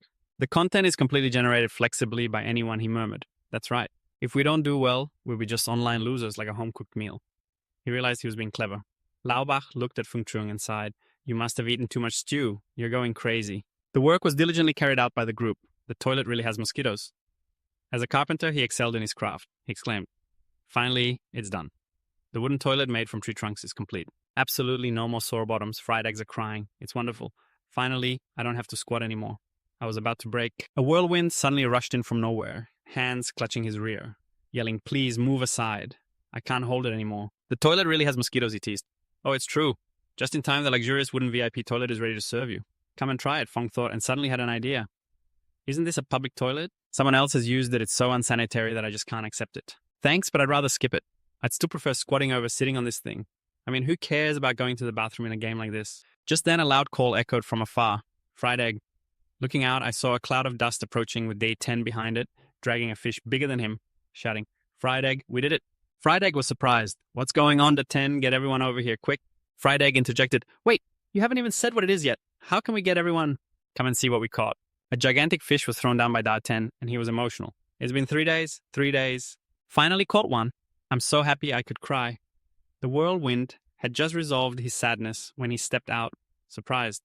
Wait, Da 10, did you really bring this mutated catfish back yourself? Da 10 retorted, it's not like I had a choice. You insisted on going back to the bathroom. Couldn't you just find a hole in nature? Isn't that better? The whirlwind blushed in embarrassment. Sorry, I was wrong. Fried egg squinted. You're telling me After 3 days, you only caught one fish and it seems like it's dead. That 10 was annoyed. One fish is still better than nothing. You have no idea what I've been through, and you're complaining about a dead fish after 3 days. Do you know what I've gone through in the past 3 days? We were there for 3 nights, our legs went numb, and not even a single hair was caught. Tell me, does this new trap work? Stop talking, wait a bit longer. A rope finally showed some movement, which caught both our attention. Without hesitation, we rushed to the lake's edge. We got something. We did it. The cage is broken. It looks like a really big fish. Come on, let's help pull the net. Suddenly, a red exclamation mark appeared above Dai Ten's head, causing him to freeze. Wait, that annoying feeling is back again.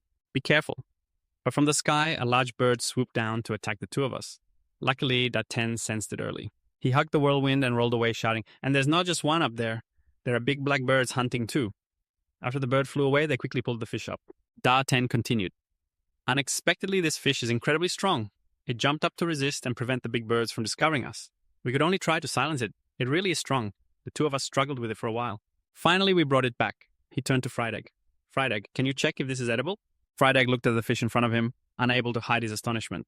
I've been a chef for half my life, and this is the first time I've seen such a big catfish. Wow, it must weigh over 50 kilograms. Just the head could fill a basin.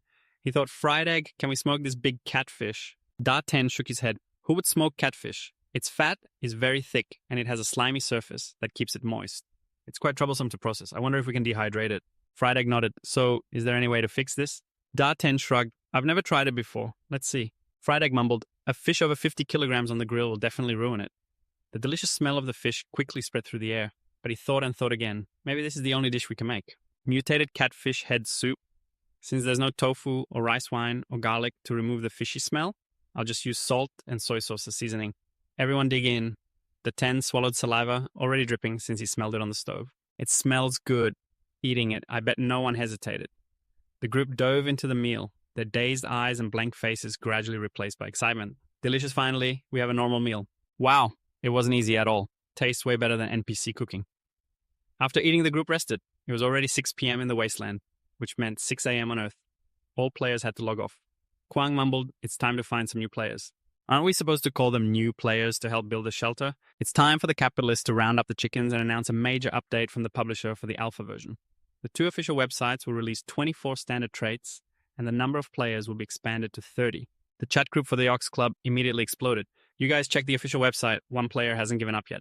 What's on the website? Player 2, a major update for the alpha version. The 2 official websites will re-release 24 standard traits, and the number of trial players will be expanded to 31. Player 3, ha ha ha. Let's start with leaks. Come on, how much is it? Let me see if I have enough to open a case at the police station downstairs. Player 4, maybe it's free. I saw the announcement didn't mention any fees. Player 5, haha. I don't believe it. This time I didn't even get in line. You're thinking too much. The number of pre-orders has exceeded 120. The additional quota is about 17 to 15. The rate is still quite low. Player 6, what's over 100? What the hell? Can our group have that many living people? Player 7, oh no, it's not just our group. Last night I saw many other gaming groups discussing this game. Is there really that many? Player 8, I just saw it. The number of pre-orders has reached 111. Damn it, the happiest person in this is Kwang, secretly thinking that there are hundreds of people in the group who pre-ordered. So who should we choose as leaks this time? Announcement of the alpha version update for the Wasteland Online test server. The number of closed beta players has increased to 30. 4 expansion packs for winter are coming, and the game will enter winter in 30 days. By day 60, the temperature will drop to minus 10 degrees. If you survive the harsh cold, all players who achieve an average daily online time of over 4 hours during the closed beta will receive the limited title of Winter Warrior. If the challenge fails, the game server will shut down for a limited time and restart for beta testing after adjusting the difficulty settings for a more realistic physics system. The number of mutated creatures is richer, the level of freedom has been raised, and some bugs have been fixed. The player guide has been updated to version 2. Please review promptly Player 9. For those who have achieved invite status, the current number of pre-orders is 111. The current pre-order count is 113.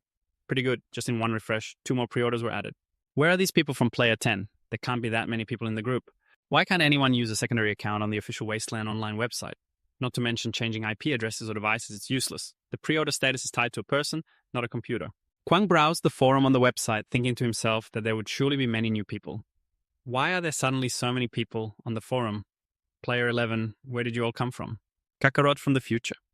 Player 12, the aristocrat, opened the black group. I just joined from a link someone else sent. Arena, I'm different. I come from a mixed group where every cool name is given to dogs. Player 13, brothers, feel free to speak up. A memorial post sent an icon. What kind of game is this? Is it serious, the Great Demon King plus a question? No need to ask, it looks unserious. Do you think that people here are serious? Don't pre-order fake stuff here. Everything is fake. The Great Demon King, just go away. What's wrong with this guy? Kwang scrolled through the forum, thinking that finally the official website forum has become popular. There are a few acquaintances of mine before I crossed over here. Yet he chased away a few people. I still think it should be abandoned. He realized the reason for the sudden spike in new users. He didn't know which member in the group had shared screenshots of the club chat. Linking the official website to other game groups then, Wasteland Online suddenly became inexplicably popular in the gaming community. Curious people found many ways to experience it, and many followed the trend from other groups. Very few of them seriously discussed the game content. He considered whether he should send a few people to manage the forum. It seems the group is quite lively today. I wonder if they are seriously discussing game content. No Player 14, a game that is still in closed beta testing, has already released an expansion pack. This is ridiculous. Damn it, those who don't qualify for the closed beta test will be directly eliminated. That's outrageous. Player 15 who wants to make plans. Recruiting more people, I don't need money. No, I'll give you money. Player 16, the account named Kwang, who heard him. He's planning, and it's that guy again. Why does it have to be this guy? The scene shifts to Fuang's room. He received a message. Oh, the future is still long. What did he message? Feng Zhuang, is Kwang there? Here I am, Kwang replied. I just finished my work. What's up? Feng Zhuang had a question he was curious about. Is the NPC called the manager played by your company's staff or someone else? He added hurriedly. I'm just asking casually. If it's related to company secrets or anything, just pretend I didn't say anything. Kwang said, it's fine. This can't really be called a secret. Besides, a small programmer like me can't access confidential information. Fuang Chuang, Kwang said simply. Its existence is very special. Fuang Chuang, that's very special. This NPC is definitely not simple. Can you explain more? Kwang, it's the first complete artificial intelligence developed by our company. Fuang Chuang swallowed amazed. Wow, a complete AI. That's incredible, he thought, realizing this was beyond his understanding. But it's amazing, it feels so cool, Kwang replied. Exactly. It's a fully human-like AI with personality memory, a way of thinking, values, and behavioral motivations of its own. That's why we've given it the authority to restrict players and the responsibility to guide them. In the game, Feng Zhuang exclaimed, just as I thought. I guessed right, I'm a genius, he continued. I understand now, Kwang. No wonder its decisions can affect the player's testing progress. In fact, I've noticed that the content of this game has been developed quite well. The immersive feeling is almost like a real world. This is amazing, it's like living another life. It's not an exaggeration to say that even someone as picky as I am can't find any bugs. The only flaw is that there are too few NPCs. At that moment, I wondered if what you're testing isn't the game itself, but rather who in the game is using us to test how far this can go. The new version even includes the upcoming winter expansion pack, which has been updated online to alpha version 0.2 for this purpose. Am I right? Fuang Chuang typed rapidly, his tone sharp. I completely understand now. The developer's intentions. The players in the group are discussing the reason for the desolation online, launching the upcoming winter expansion during the closed beta. In my opinion, the conclusions and speculations are fragmented, because many people's insights are superficial. He continued, Kwang observed that while he was testing the game, what he was really testing was running data on the framework of the complete AI. The upcoming winter expansion is the answer from the mysterious company for the first generation of complete AI. On the other side, Kwang read the message startled. This name is indeed a talent, he thought, pulling the mouse. Delete the draft file on the server. This is useless now. Fuang Chuang is much more persuasive than me, he thought, feeling pleased. Everything is going according to plan. He noticed Kwang hadn't replied for a while, making him more certain. It seems the truth is just as I thought. Kwang, you're as smart as you said. The upcoming winter expansion is indeed to test the performance of the first generation of complete AI. This is also a necessary procedure to start the next testing phase. Yes, Feng Chuang, I understand your point. So the testing progress is indeed affected by the game's storyline, right? Kwang confirmed, yes. And the only one who can drive the storyline at this stage is the administrator of the shelter. 404 right, Kwang confirmed, yes. Thank you, I understand now. Sorry for bothering you, Kwang, revealing too much internal information to me. But don't worry, I'll definitely keep it a secret. He typed on his smile, gradually fading. Kwang sincerely said, there's no internal matter. No need to keep secrets, it's fine. The future is still long. Kwang said, no.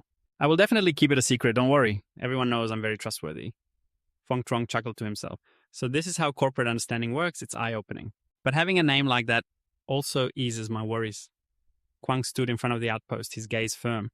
The yellowing leaves, the dropping temperatures, the unprecedented risks approaching. This winter will be harsher than last year.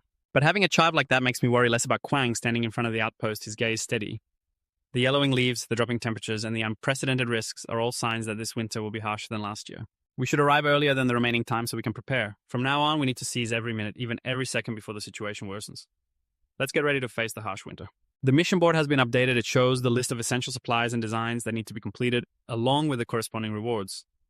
Kwang declared that only through unity can we overcome the impending freezing difficulties. This is a test of fate for all of us. Under the blazing gaze of the players, Kwang delivered an emotional speech officially opening the upcoming frozen data, marking the first documentation since the start of the closed trial. A new chapter begins. The atmosphere at the outpost resembled the official game website with a noticeable change. Everyone was working hard, not just the players, but Kwang himself felt the urgency rising in the cold air. The outpost's food reserves were already limited, and the number of people was about to surge from 6 to 30, 5 times more.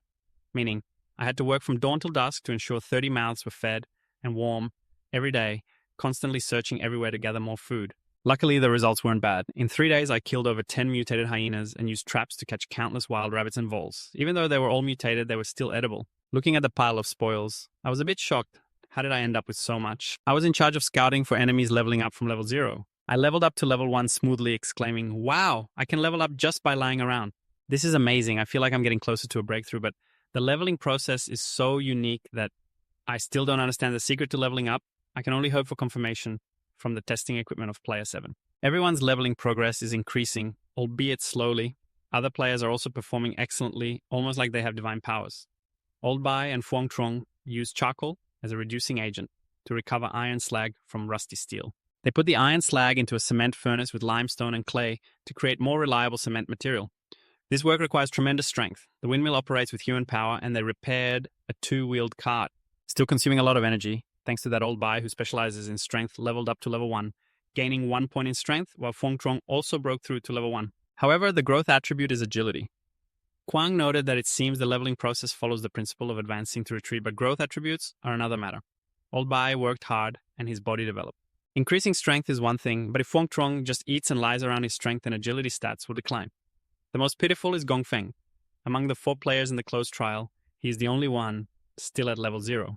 Even though I used traps to catch quite a few fish, I still lack 1 experience point to level up to level 1.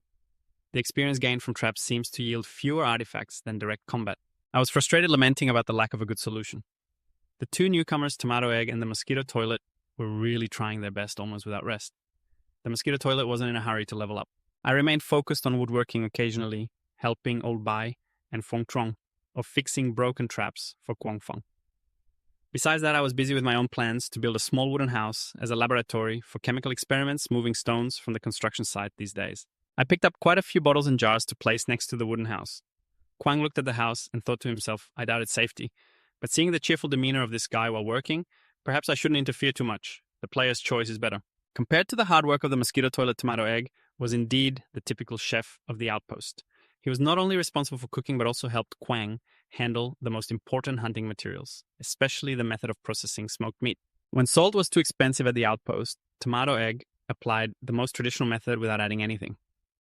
He hung thinly sliced meat on a steel rack and stuffed it into a furnace made of clay and bricks, using firewood to create smoke and slow roast it to draw out all the moisture. Then he sealed the furnace's mouth with branches and leaves, but this method resembled more of a drying process than smoking. Even without salt, the meat could still be preserved for a while. When frozen, it was wrapped in plastic bags or tree bark. Burying it in the snow, it could last until the next spring without spoiling. The only downside was the taste and flavor, which were indescribable. The skins of the mutated hyenas were also not wasted, collected by Tomato Egg for processing. This work was much more complicated than making dried meat, soaking in water, filtering out dirt, soaking in vinegar, further processing with oil and dyeing. However, the outpost didn't need high-quality skins. Just keeping warm was enough. So many steps were simplified. Previously, when Old Bai made lye, it was filtered and kept in plastic barrels that were found. Tomato Egg utilized this lye to soak the raw skins, separating the fat, washing them clean, and then drying them on a simple rack to create standard skins. I sighed, looking at Kwang, the esteemed manager, and said, I must report to you. I really can't keep this up anymore. I really need help. Even just one person would do. Tomato Egg shot a glare at level 10, whose eyes were filled with disdain. Level 10 lazily followed the manager to hunt for food to leech experience, doing nothing else. Why not lend me a hand, he thought. Level 10 understood and shrugged, grinning. Don't look at me. I'm busy. It's a good thing to follow an NPC to level up and leech experience. Where would I find that? I don't want to learn cooking from you. You take care of your own business. This attitude made Tomato Egg furious. Kwang quickly intervened. Level 10, I need your help to find hunting materials. Your sense of danger is very important. So I can't let him stay to help you, but I promise your issue will be resolved soon. Reinforcements are on their way. They will arrive shortly. Tomato Egg nodded. All right, thank you. If that's the case, that would be great. You still have one more thing to deal with. Even though I tried to make it, I could only handle a few simple steps. I really can't figure out how to turn them into clothes. Kwang reassured him, saying not to worry. Among the reinforcements coming there are people skilled in this area. I will assign the task of making and crafting warm clothes to them. His words lifted Tomato Egg's spirits. Don't worry, I'll hand it over to that person. At that point, I just need to focus on being a chef, Kwang thought with a smile. Out of the 24 new players in the beta, I've selected talents from various fields, even if they aren't necessarily experts. Some of them are even students, but within their capabilities, they can contribute in some way using the internet. I really believe in these passionate players. Full of energy. As long as they try hard enough, sooner or later, we'll be sitting in the big room, eating cakes, drinking tea, and watching the snowfall. 6 p.m. September 12th, the day the new server finally launched, the players cheered, saying these past 3 days have been tough. Following the instructions on the official website, they put on helmets, lay on their beds, and closed their eyes. The new player mumbled, "Is this really all it takes?" As soon as he closed his eyes, he felt his body floating, being pulled into a massive energy vortex. When his body moved autonomously, he found himself in a glass cage filled with water. So this is the game world. This realistic feeling is incredible, but then he caught a strange foul smell. It made him freeze in place in front of a giant reptilian creature standing upright with black eyes staring intensely at him. The new player panicked, his face contorting. What the hell is this? The creature roared and he shouted, "What do you mean? What's wrong with you?" "What are you?" the new player stammered. "An NPC?" the creature shouted back. "NPC, I'm a player, level 99 trash collector." "Damn it, I want to ask you the same. Who are you?" The new player was stunned. "Level 99 trash collector, a lizard man domin. I'm the strength system here." "You're a newbie among the newbies, right? Why do you look so ugly?" The level 99 trash collector got angry. "You're the ugly one." He checked his body, panicking. "Why don't I have that anymore?" The new player teased, "You already look like this." But what I noticed is that thing, it's gone. That thing is also gone. Level 99, trash collector in despair, cursed. "Damn it, how could I be a lizard man? Why can't I be female?" The new player laughed. "If you don't want to be a lizard man, we can swap." The level 99 trash collector mumbled. The official website said the stasis pod links with the body scanning device. It can reveal levels and attributes. Let me see my attributes. 3 attributes of level 99, trash collector ID, level 99 sequence of lizard man, level unknown. Basic attributes. Strength. 8 agility, 7 physique, 8 perception, 8 intelligence. 2 cold-blooded talent with high stealth in low environments. Limited movement, slow and good endurance, standing on 2 legs. It's hard to perform complex actions. The level 99 trash collector nodded. This attribute is interesting. I'm level 99,000.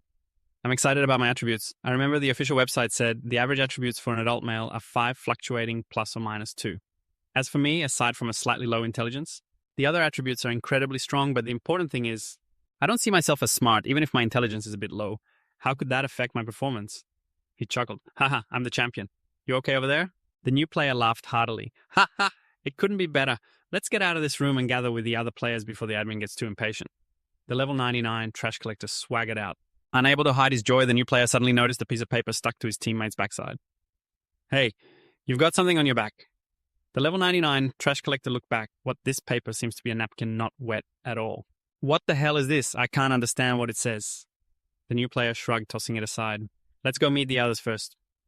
They stepped out of the room where a crowd of players gathered, chatting and laughing.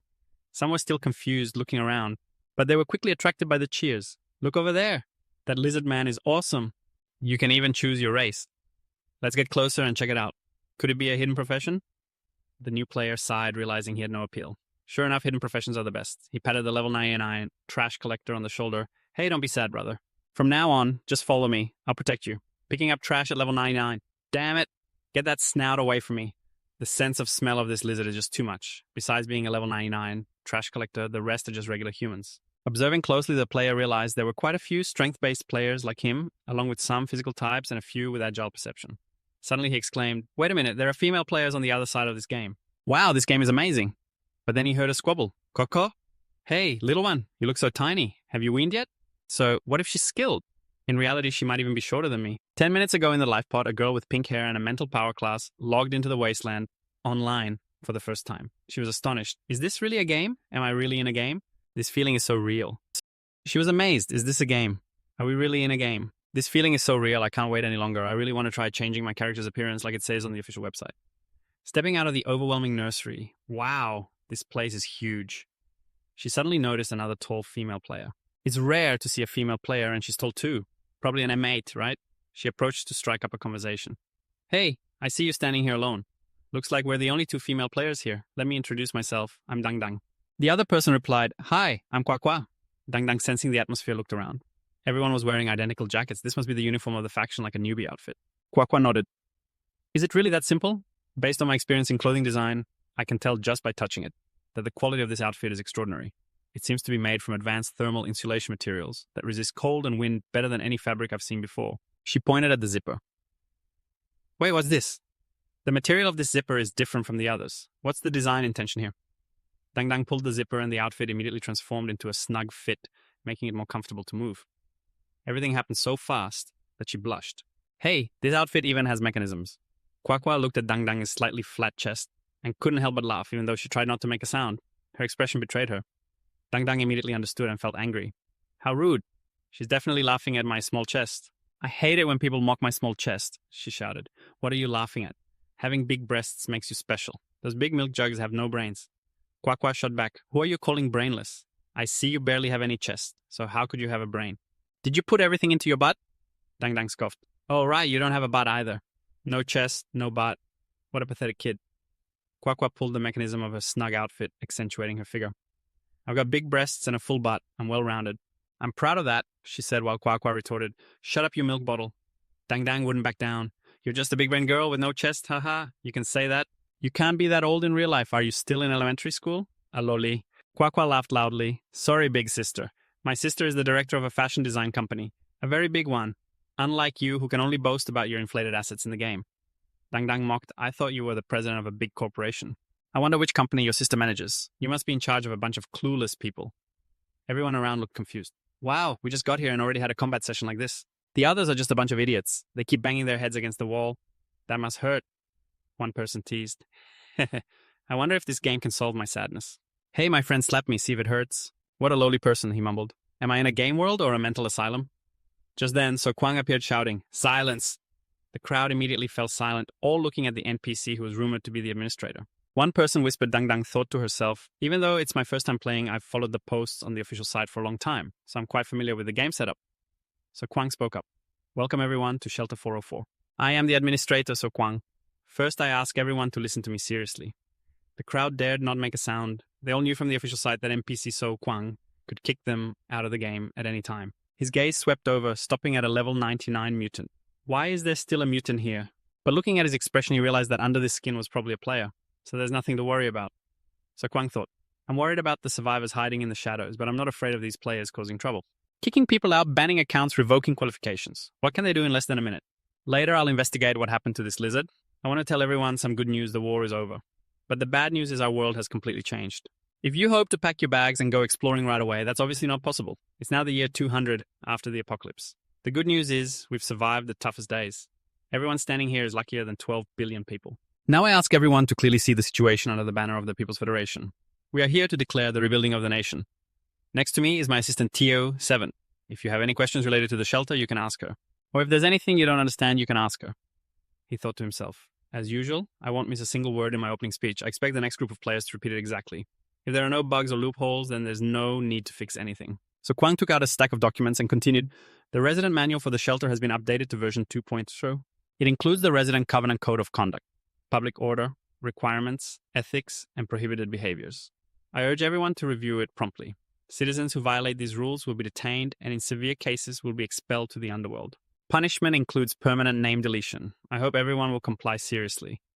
The players, upon hearing this, broke out in a cold sweat. The power of this NPC is too great, they whispered among themselves. So Kwang thought to himself, I must enforce strict deterrents to prevent riots. Aside from these regulations, I haven't said anything too strict. Ordinary people will choose to comply. He further explained, the new terms only address issues of disputes between players and harassment, as well as illicit trading. Bad behaviors that damage the game infrastructure are prohibited. These rules align with the interests of the majority of ordinary players. In fact, many terms were added based on discussions and suggestions from the forum. Great ideas, even though the game allows freedom. You can't let one person ruin someone else's experience, he emphasized. I'm not just applying these suggestions, I'm also establishing more detailed rules. For example, intentionally sabotaging the game facilities will result in forced labor penalties. Theft will result in the permanent confiscation of the tools used, which is extremely dishonorable. After explaining this, the administrator led 24 players out of the shelter, dividing them into 2 groups to take the elevator up to the surface, where the sight outside left them in awe. One person exclaimed, Is this really the game world? It's amazing. The player laughed. Wow, it looks so real. The administrator thought to himself, feeling pleased that it was still early. He led the new players to familiarize themselves with the outpost facilities, especially emphasizing that littering was strictly prohibited. Next, he handed them over to Old Bai, who was waiting at the construction site. The construction site of the outpost needed workers, so there was no worry about a lack of jobs. He said some people were assigned to transport bricks for the walls, while others were directed to the northeast construction site to transport cement materials. The labor reward was 10 contribution points per hour, the administrator announced. Although it wasn't clear what the contribution points were for, the players were filled with enthusiasm, eager to get started. One person urged, "Come on, let's work hard." The developers said they wouldn't delete our files after the beta testing phase opened widely. Player 2 replied, "Why are you calculating so much? Not everyone gets assigned to the construction site. Hunting, fishing, and processing furs all require people, for example, crows." At level 8, she was tasked with harvesting. Her initial perception attribute was 6, but her innate toxin intuition allowed her to sense toxicity instinctively, without needing knowledge or experience. However, before achieving toxin resistance, the toxins would have a stronger negative impact. This innate ability was influenced by her perception attribute, making her perfect for the harvesting task. The administrator mumbled about the level 99 trash collector. "There's also a lizard. You're a level 99 trash collector. What a ridiculous name." The level 99 trash collector laughed heartily. "That's right, I'm the level 99 trash collector." You suddenly remembered and pulled out a piece of paper from your pocket, handing it to the administrator respectfully. "When I woke up, I found this piece of paper. I can't understand the writing on it. Can you tell me what it says?" The administrator took it, frowning. "What is that smell?" "The paper is slightly wet, as if it had been soaked in water, but didn't absorb it. The familiar writing belongs to this world." His expression suddenly turned serious. "Where did you get this level 99 trash collector?" He stammered. "The smell I can detect is quite foul. Is it wet?" "I mean, it was in the nurturing compartment when I woke up. It was already there." The administrator frowned. "It's fine. I was just asking casually." He looked at the paper, his voice dropping. "Congratulations, you've won a prize. This is an Easter egg I left for you, not all sequences. The items in the storage are all related to humans. There are a few special sequences that I genuinely created. Although it was somewhat unintended, I don't think I was wrong. How should I put it? Don't you think this is a natural choice?" "Forget it, call it whatever you want. You decide," he thought to himself. The first generation administrator must be crazy to leave this name. He was too lazy to complain about the dead. He checked the level 99 trash collector stats. Wow, this is no joke. Incredible strength and physique. If I hadn't injected the strength booster, he could even catch up with me at level 5. Plus, he has body regeneration and cold blood. He's truly a combat weapon, although leveling up is difficult in low temperatures. Performing complex operations is challenging, but that's not a fatal flaw. Ignoring the details, he patted the level 99 trash collector on the shoulder. "From today on, you're hunting with me." The level 99 trash collector was excited. "Glad to serve you, esteemed administrator." The administrator nodded. "Very good. Very spirited. I like you. Go to the nursing facility gate and wait for me. I have some things to arrange before coming over." The level 99 trash collector replied, "Understood. I'll head to the designated point." Suddenly, a female voice rang out from behind. The esteemed administrator turned around in surprise. "Oh, your outfit is just so tight and crow-like. Wearing a tight outfit designed for female characters, huh?" He immediately asked, "Where did your outfit come from?" "Why is it different from everyone else's?" The girl explained. "At first, this outfit was the same as everyone else's. But when I pulled that yellow string over there, yes, that string, the outfit transformed into this." The administrator observed, thinking, "I never expected a green jacket to have this function." After changing outfits, it felt lighter and more suitable. He nodded. "Very good, I can inform other players about this." He checked the girl's attributes, which were related to intelligence and innate skills. Flexible operations and strong muscle memory help accumulate proficiency faster in familiar tasks. If I remember correctly, in the real world, she's a fashion designer. This skill was created to suit her. He thought for a moment and asked her, "Do you know how to design outfits?" The girl nodded eagerly. "Yes, I have materials and tools. I can give it a try. Although my job mainly involves using a computer, my crafting skills are also quite good." The administrator led her to the place where the animal skins were drying, saying, "Materials are no problem. The tool also thinks about whether you find it sufficient." She stared at the bright skins, even though she couldn't identify which animal this thread came from. "But this fur glows with such high quality, it looks expensive." She was so excited that her mouth almost watered, thinking, "Is all of this mine?" So Kwang nodded. "Yes, you can use these skins. Most have been processed by the chef, but he said he doesn't know what to do next. Do you have any requests for the design?" Dang Dang shook her head. "No need for any special design. Just keep it warm." "What about tools? Sewing machines are hard to find, but do we have enough needles and scissors?" So Kwang replied, "It's fine. A sewing machine would be better, but if we just need to keep warm, these will do." He smiled, satisfied. "Hey, I like players who work hard like this. Thanks to you." He turned away, mumbling. "These past few days, I plan to head north along the highway out of the city to check it out. I heard there's a migrating deer herd which could bring good luck. We should have a big harvest," after assigning the task to Dang Dang. So Kwang instructed Xiao 7 to notify the players about the changes. The whole group was excited in their uniforms, continuing their work by the furnace. No one was lazy. So Kwang thought to himself, I'm a principled person. I won't waste the player's labor. It's currently hard to escape poverty, just spending a little money to buy resurrection coins. But he still distributed wages, adding 50 contribution points for each outfit. The requirement wasn't high, just keep warm. So Kwang looked at the players and declared, wait for the system store to complete. I plan to sell these outfits. I'll price them at 100 to 500 contribution points depending on quality, then sell them to players. He thought to himself that he needed to find an NPC to act as a merchant. He heard that the farm next door sells slaves every winter to save food and fuel. Then in spring we can buy them back at a lower price. Or should I try my luck and pick up trash at level 99? He stood aside anxious. Excuse me, manager, when are we setting off? So Kwang waved his hand. No rush. Let me get you some weapons first. Follow me. He led him to a small wooden house outside the nursing home, where the restroom really had mosquitoes. It was now a woodworking workshop. Here he could unleash his talent to create interesting things. Previously lacking iron tools, many things had to be made from wood. But these methods were all thought up by him, utilizing discarded items from the junkyard. Only players skilled in woodworking could do this. He pointed to a shield as an example. Wooden boards combined with steel create a simple mechanical structure. Add hinges and a bowstring made from processed hyena tendons. Level 99, Trash Picker reached out to touch the crossbow but was stopped. My gun only has 20 bullets left, I have to save them. Using 10 arrows to kill one prey is best. Your weapon is this. He pointed to the corner where long spears with sharp metal tips were placed, hesitating. But manager, I still feel that if I had a ranged weapon, my effectiveness would be a bit higher. So Kwang scoffed, what a big guy standing behind shooting farts. Don't rush in. This spear is a basic hunting tool usable at close, medium, and long range. I don't want you to be passive. Today, I'll teach you hunting skills. Choosing weapons later is up to you. Level 99. Trash Picker nodded, pretending to understand. But in reality, he was still confused, his eyes darting around. Suddenly, a commotion came from behind. Excuse me, manager, I was just looking for you. This is acetone. Can we use it to make smokeless explosives? Look, isn't it cool? So Kwang and level 99. Trash Picker turned back in surprise. The restroom really had mosquitoes standing there holding an acid bottle looking pleased. So Kwang asked, explosives? How? The mosquito guy laughed. No problem. Heh heh. This thing won't explode unless it meets Manhwa, so don't worry. Level 99. Trash Picker's eyes lit up. Manager, this is So Kwang introducing him. He's a new resident, level 99, Trash Picker. The mosquito guy exclaimed, wow, a newcomer. So jealous. Looking so cool and already has a hidden profession. He pointed at the acid bottle filled with admiration. Quick, tell me how you made that. The restroom really has mosquitoes, let me explain. It's very simple. I distilled wood, placing it in a sealed metal tube, igniting it, and using a pipe to lead it through a cold water barrel to condense. The condensed product separates into a liquid and black residue. Yen's special extraction is all it takes. The liquid contains acetic acid. The wood mainly consists of acetic acid, acetylene, and methanol. By taking advantage of the different boiling points, we can further distill acetic acid, which can react with alkaline compounds to create salts with many uses.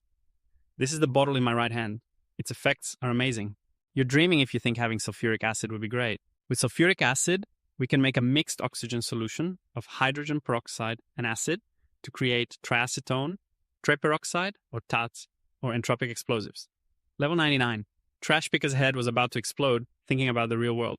What does he do? Oh my god. So Kwang was also stunned. Making this is extremely dangerous. Only players with more guts than brains would do something so reckless. He asked, so you're saying we can't make explosives yet? Right. The mosquito guy nodded. Not powerful explosives yet, but black powder is easy. Just give me some time. I'm thinking of other ways. Sometimes we don't even need explosives to cause damage. This is a mixture of turpentine and acid.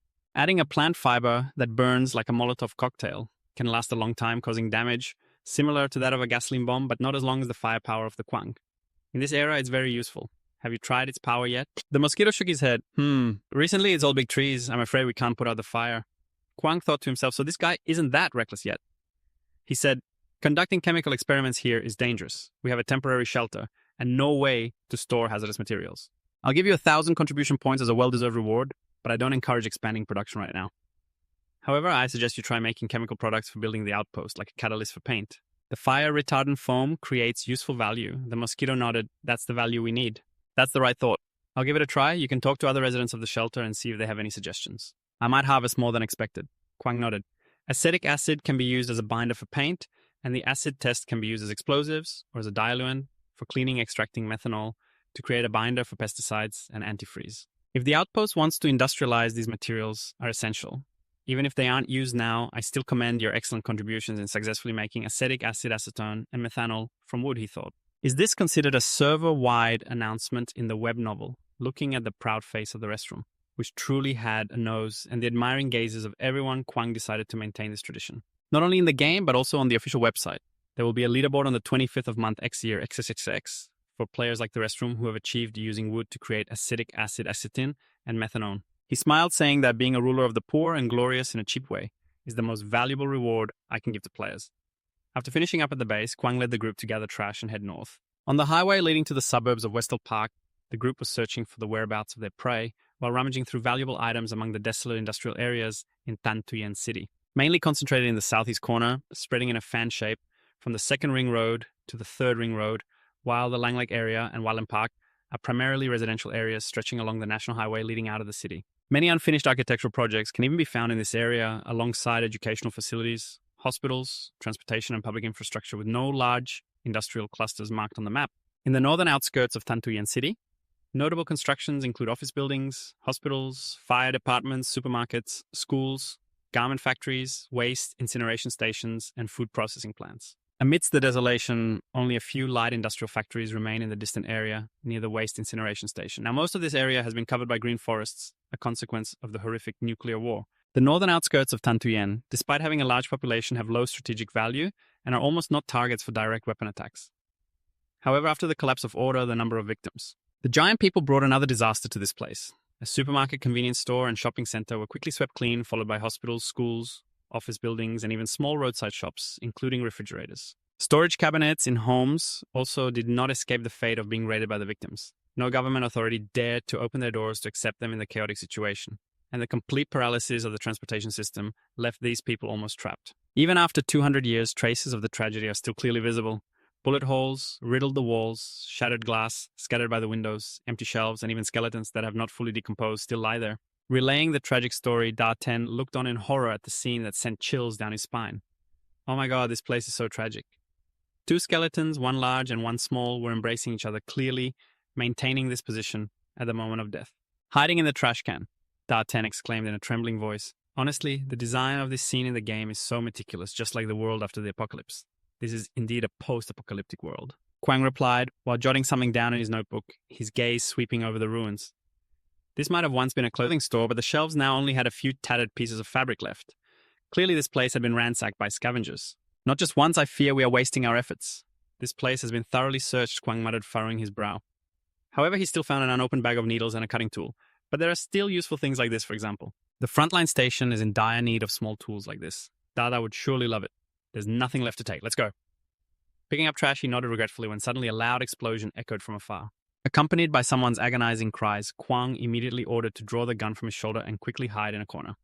Listening to the sound, it seemed to be 5mm bullets. He whispered, his voice tense to the other two. In contrast to Kwang's caution, excitement was evident on his face. Finally, there's some fun in this game. Picking up trash, he observed the direction from which the gunfire came. Kwang recognized the victim by their clothing. It was probably a scavenger. The shooter was made up of 2 robbers and a mutated dog. Upon seeing Kwang's group, they were startled, their eyes flashing with a fierce glint. In this world, those who kill and rob, commonly referred to as robbers, it was unfortunate to run into this group of killers. Kwang murmured, cold sweat trickling down his forehead. His gaze tense as he glanced at Da Ten with curiosity moving closer. Whispering, he asked, "What's happening outside?" Kwang hurriedly covered the mouth of the blonde girl, signaling her to be quiet, but the mutated dog with extremely sensitive ears immediately detected them. It turned its head and barked loudly, its fierce gaze directed straight at the 3 hiding. Damn, did that beast put all its skill points into senses? How can it be so sharp? Kwang gritted his teeth, his voice full of frustration. The 2 robbers noticed the movement and immediately turned towards them, firing without hesitation.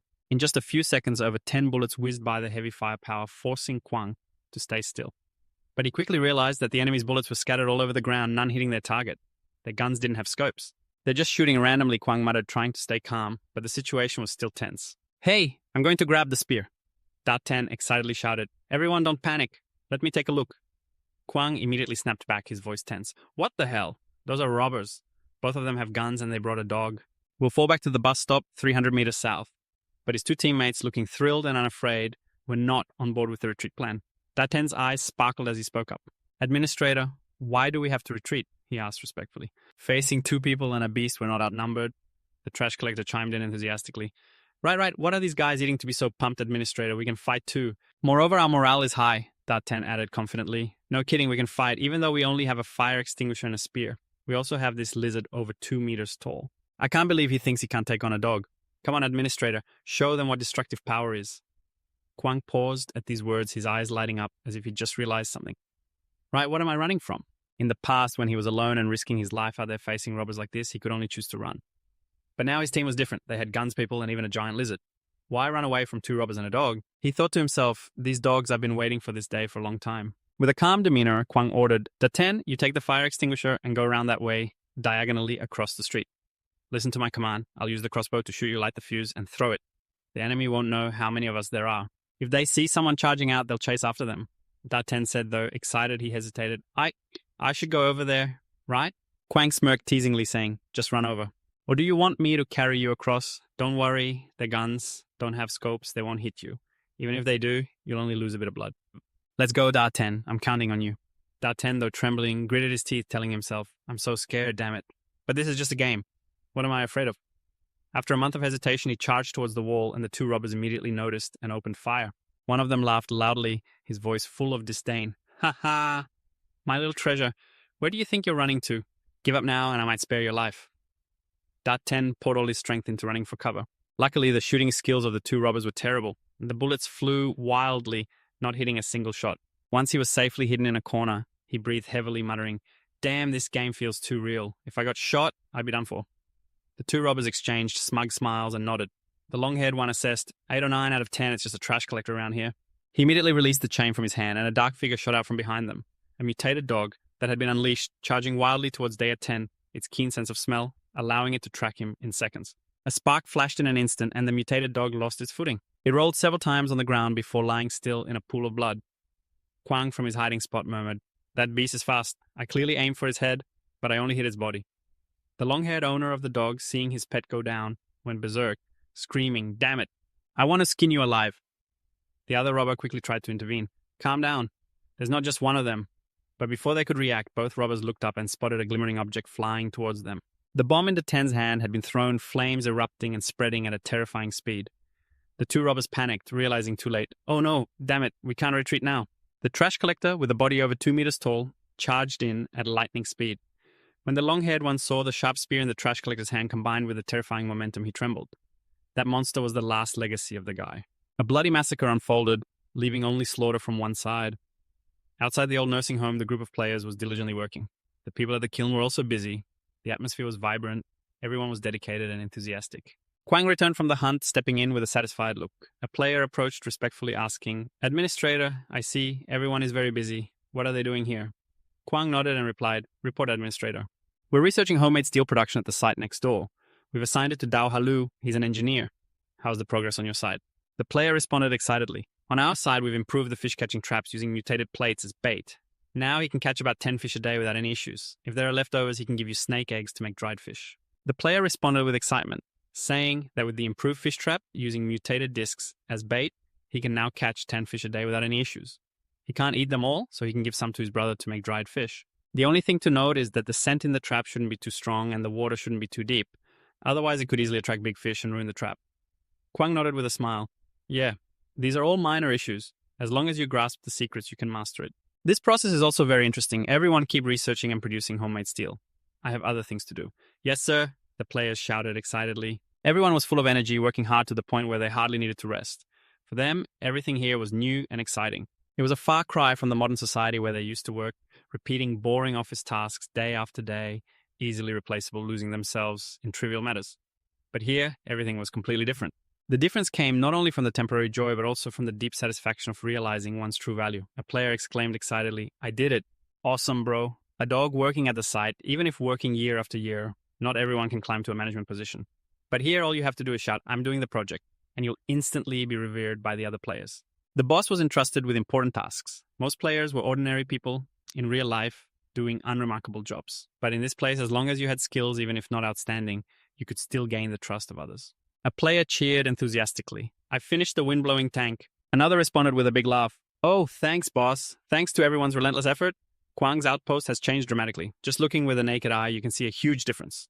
Matulak, a veteran player, once said, the sense of satisfaction from completing a task here is the highest demand, far surpassing mundane pleasures.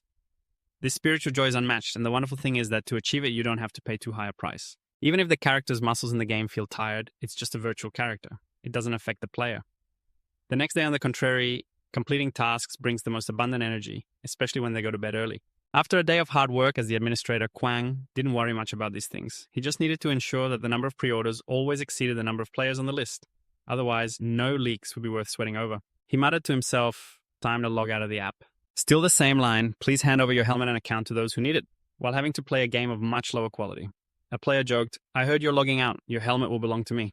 Kwang smirked, not responding, thinking to himself, no more thinking. It's time to handle a few things. In the wooden house, Da 10 and the lizard head were already waiting. Kwang calmly ordered, you two sort out the loot from this hunt. Let's get back to the main story. The harvest this time is quite significant. 2 5mm guns, 62 rounds of 5mm ammunition, and 3 backpacks. Kwang with a sharp gaze continued, I haven't checked yet. I'm not one to waste anything. Even the mutated dog I kept and tossed to you. Da 10 began to inventory, mumbling about a matchbox, a compass, a map, and some dried meat. Along with a few pieces of plastic. What does this say? Looks a bit like a gambling chip.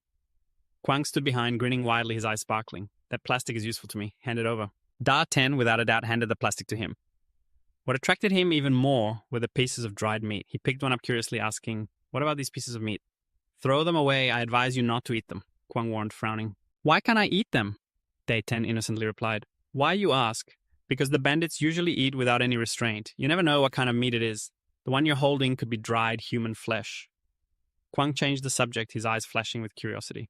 Right, what's it like the first time you kill someone? You tell me. Da 10 scratched his head, hesitating. I didn't really pay attention. I acted quickly and they didn't put up much of a fight. What feeling can you get from a game? I've played bloodier games before. The lizard head chimed in excitedly. It's just that when I stabbed my spear into the prey, blood splattered all over me. At that moment, the thirst for blood suddenly rose like the instinct of living creatures. But this reaction surprised Kwang a bit. He didn't expect the player's qualities to be this good. Could it be that the dream reduces the sense of death? After all, he wasn't the one who created this device. He had never used a player's helmet and didn't know if the world looked the same to them as it did to him. He thought to himself, looks like I'll have to use my identity as the founder to talk to them. By 5 p.m., the northern wall of the nursing home had basically been repaired. It must be said that these players are indeed geniuses. Kwang even felt that his NPC role was sometimes a bit redundant. Some talents, though not listed on the attribute board, seemed to be deeply ingrained in their bones. Just give them a piece of land. The next day, it would turn into a fertile field or a valuable construction site. At the old site, besides the grey-blue stones, they also discovered bags piled high with cement. These were too heavy for the living to carry away or use, so they remained in their original shape since the nuclear war broke out. Cement, though long hardened and unable to be mixed with sand for foundations, still holds value if used creatively. Under the leadership of Dao Halu, the players chopped pine wood into long pieces 4 or 5 meters long and drove them into the ground. Then they transported the cement blocks from the site, stacking them in the middle, using steel bars stolen from the site to secure them. Then pour the calcium carbonate cement mixture on top when the cement is dry. A simple yet reliable cement structure is completed to build the inner surface of the wall, sloping down as planned. By using cement blocks and concrete waste, if the enemy attacks this wall, it will become a solid shield, protecting the outpost from all dangers. The players inside the wall just need to climb up the slope. Use the cotton balls to fend off the enemies, considering that the scale of the outpost will be expanded in the future. Another defense system can be built outside the fortress, combined with guards and watchtowers for early warning. The entire terrain of the flooded park is relatively flat. The nursing facility is surrounded by a dense forest. Outside the forest, there is nowhere discreet enough to hide, with Kwang's sharp gaze mumbling. I can order the removal of all the trees around here. Any target approaching the outpost will be detected immediately. A curious player looked at him and asked, Hey, what do you actually do in real life? Oh. Kwang shrugged, jokingly replied, I'm just a civil servant, a sideliner in the unit spending all day drinking tea. Reading the news, hardly anyone paid attention to the player who laughed loudly, his eyes sparkling. No. Your skill is amazing. Honestly, I never thought today we could finish an entire wall. Kwang chuckled modestly. You're too kind. Ha ha. After a hard day's work, everyone gathered together to enjoy a meal prepared by the chef. After a day of labor, everyone's stomachs were growling and the fragrant aroma of the food was irresistible. Moreover, the taste sensation in the game is astonishingly realistic. With a slightly high standard, she frowned and mumbled, Ugh, this is too fishy. Mom, do you think I want to... There's not even any wine or seasoning here. We've tried our best, he said. Come on, eat up. In the game, if you don't eat, you'll get hungry. Why don't you pinch your nose and drink? I can help you. Stop glaring at him, she snapped. No need to be like that. Kwang and Fong quietly approached the group who were eating and chatting cheerfully. Administrator, come here and eat with us. A player exclaimed excitedly. Suddenly, Laobak and Fuang Trong noticed two newcomers with gloomy faces looking quite unpleasant. Laobak worriedly asked, "What happened, Kuang Feng?" Kuang Feng replied in a serious tone, "We heard that someone has died." Laobak was startled, cold sweat breaking out. "What died?" "Someone died." Can this game really be deadly? I wonder how terrifying that feels. Kuang frowned. The third batch of players faced losses outside of combat earlier than expected at least half a month. The player who died is named Nha. Belonging to the perception system with the innate talent of intuition, he remembered assigning her the task of going out in the morning to gather mushrooms and berries, but somehow she got lost near the mutated leech nest through the player list. Kuang confirmed Nya's last location. Nya is behind the mutated leech nest. He had to give up the idea of finding the body. The mutated leeches with degenerated mouths can only suck blood or eat decaying food. Occasionally they are preyed upon by snakes or rats, or caught by diligent players for bait. But for the mutation to mature, it's different from a bite. They can swallow their prey whole, digesting it and causing paralysis in the prey's muscles, within a minute leading to unconsciousness. No doubt perhaps even Nya's bones are no longer left. Kuang sighed, "It's time to log out. Everyone, let's head back to the cabin to rest. I will bring the players back to the shelter in batches, arranging them to lie in inactive cabins before logging out." After all players log out, Kuang went alone to the active substance extraction machine. Since this device was available, he had never used it due to a lack of power. Interestingly, the training cabin has no integrated wireless charging interface, and the shelter has no mission rewards. Only a plug with negative and positive terminals is left. Clearly, the designer of this device had no intention of allowing him to steal electricity from the shelter. Kuang turned to Xiao 7, curious. "Xiao 7, what's going on?" "Master, tell me how to inject the synthetic substance created by this into the culture chamber." "It's very simple," Xiao 7 replied gently. "The containers of active substances in the culture chamber can be detached. Just pour the active substance directly into the chamber." Kuang frowned and mumbled, "So we can detach the tanks from the other culture chambers?" Xiao 7 teased, I don't know, Master. Are you trying to steal it?" Kuang chuckled softly, borrowing that we have to wait until the end of the month for the generator. "I can't wait that long to revive the dead. Anyway, there are still 70 cans of active substance unopened. Leaving them there would be a waste. We might as well use them up first." Little 7 asked, "But what if we run out?" Kuang shrugged, saying, "Then we'll figure it out when the time comes. Right now, we need to tackle the immediate problem." He pondered increasing the death penalty, like deducting favor points or contribution points, or extending the waiting time for revival, to keep players curious and take risks. But in the future, when there are more players, he could create a training village where no one is allowed to leave until they reach level 5.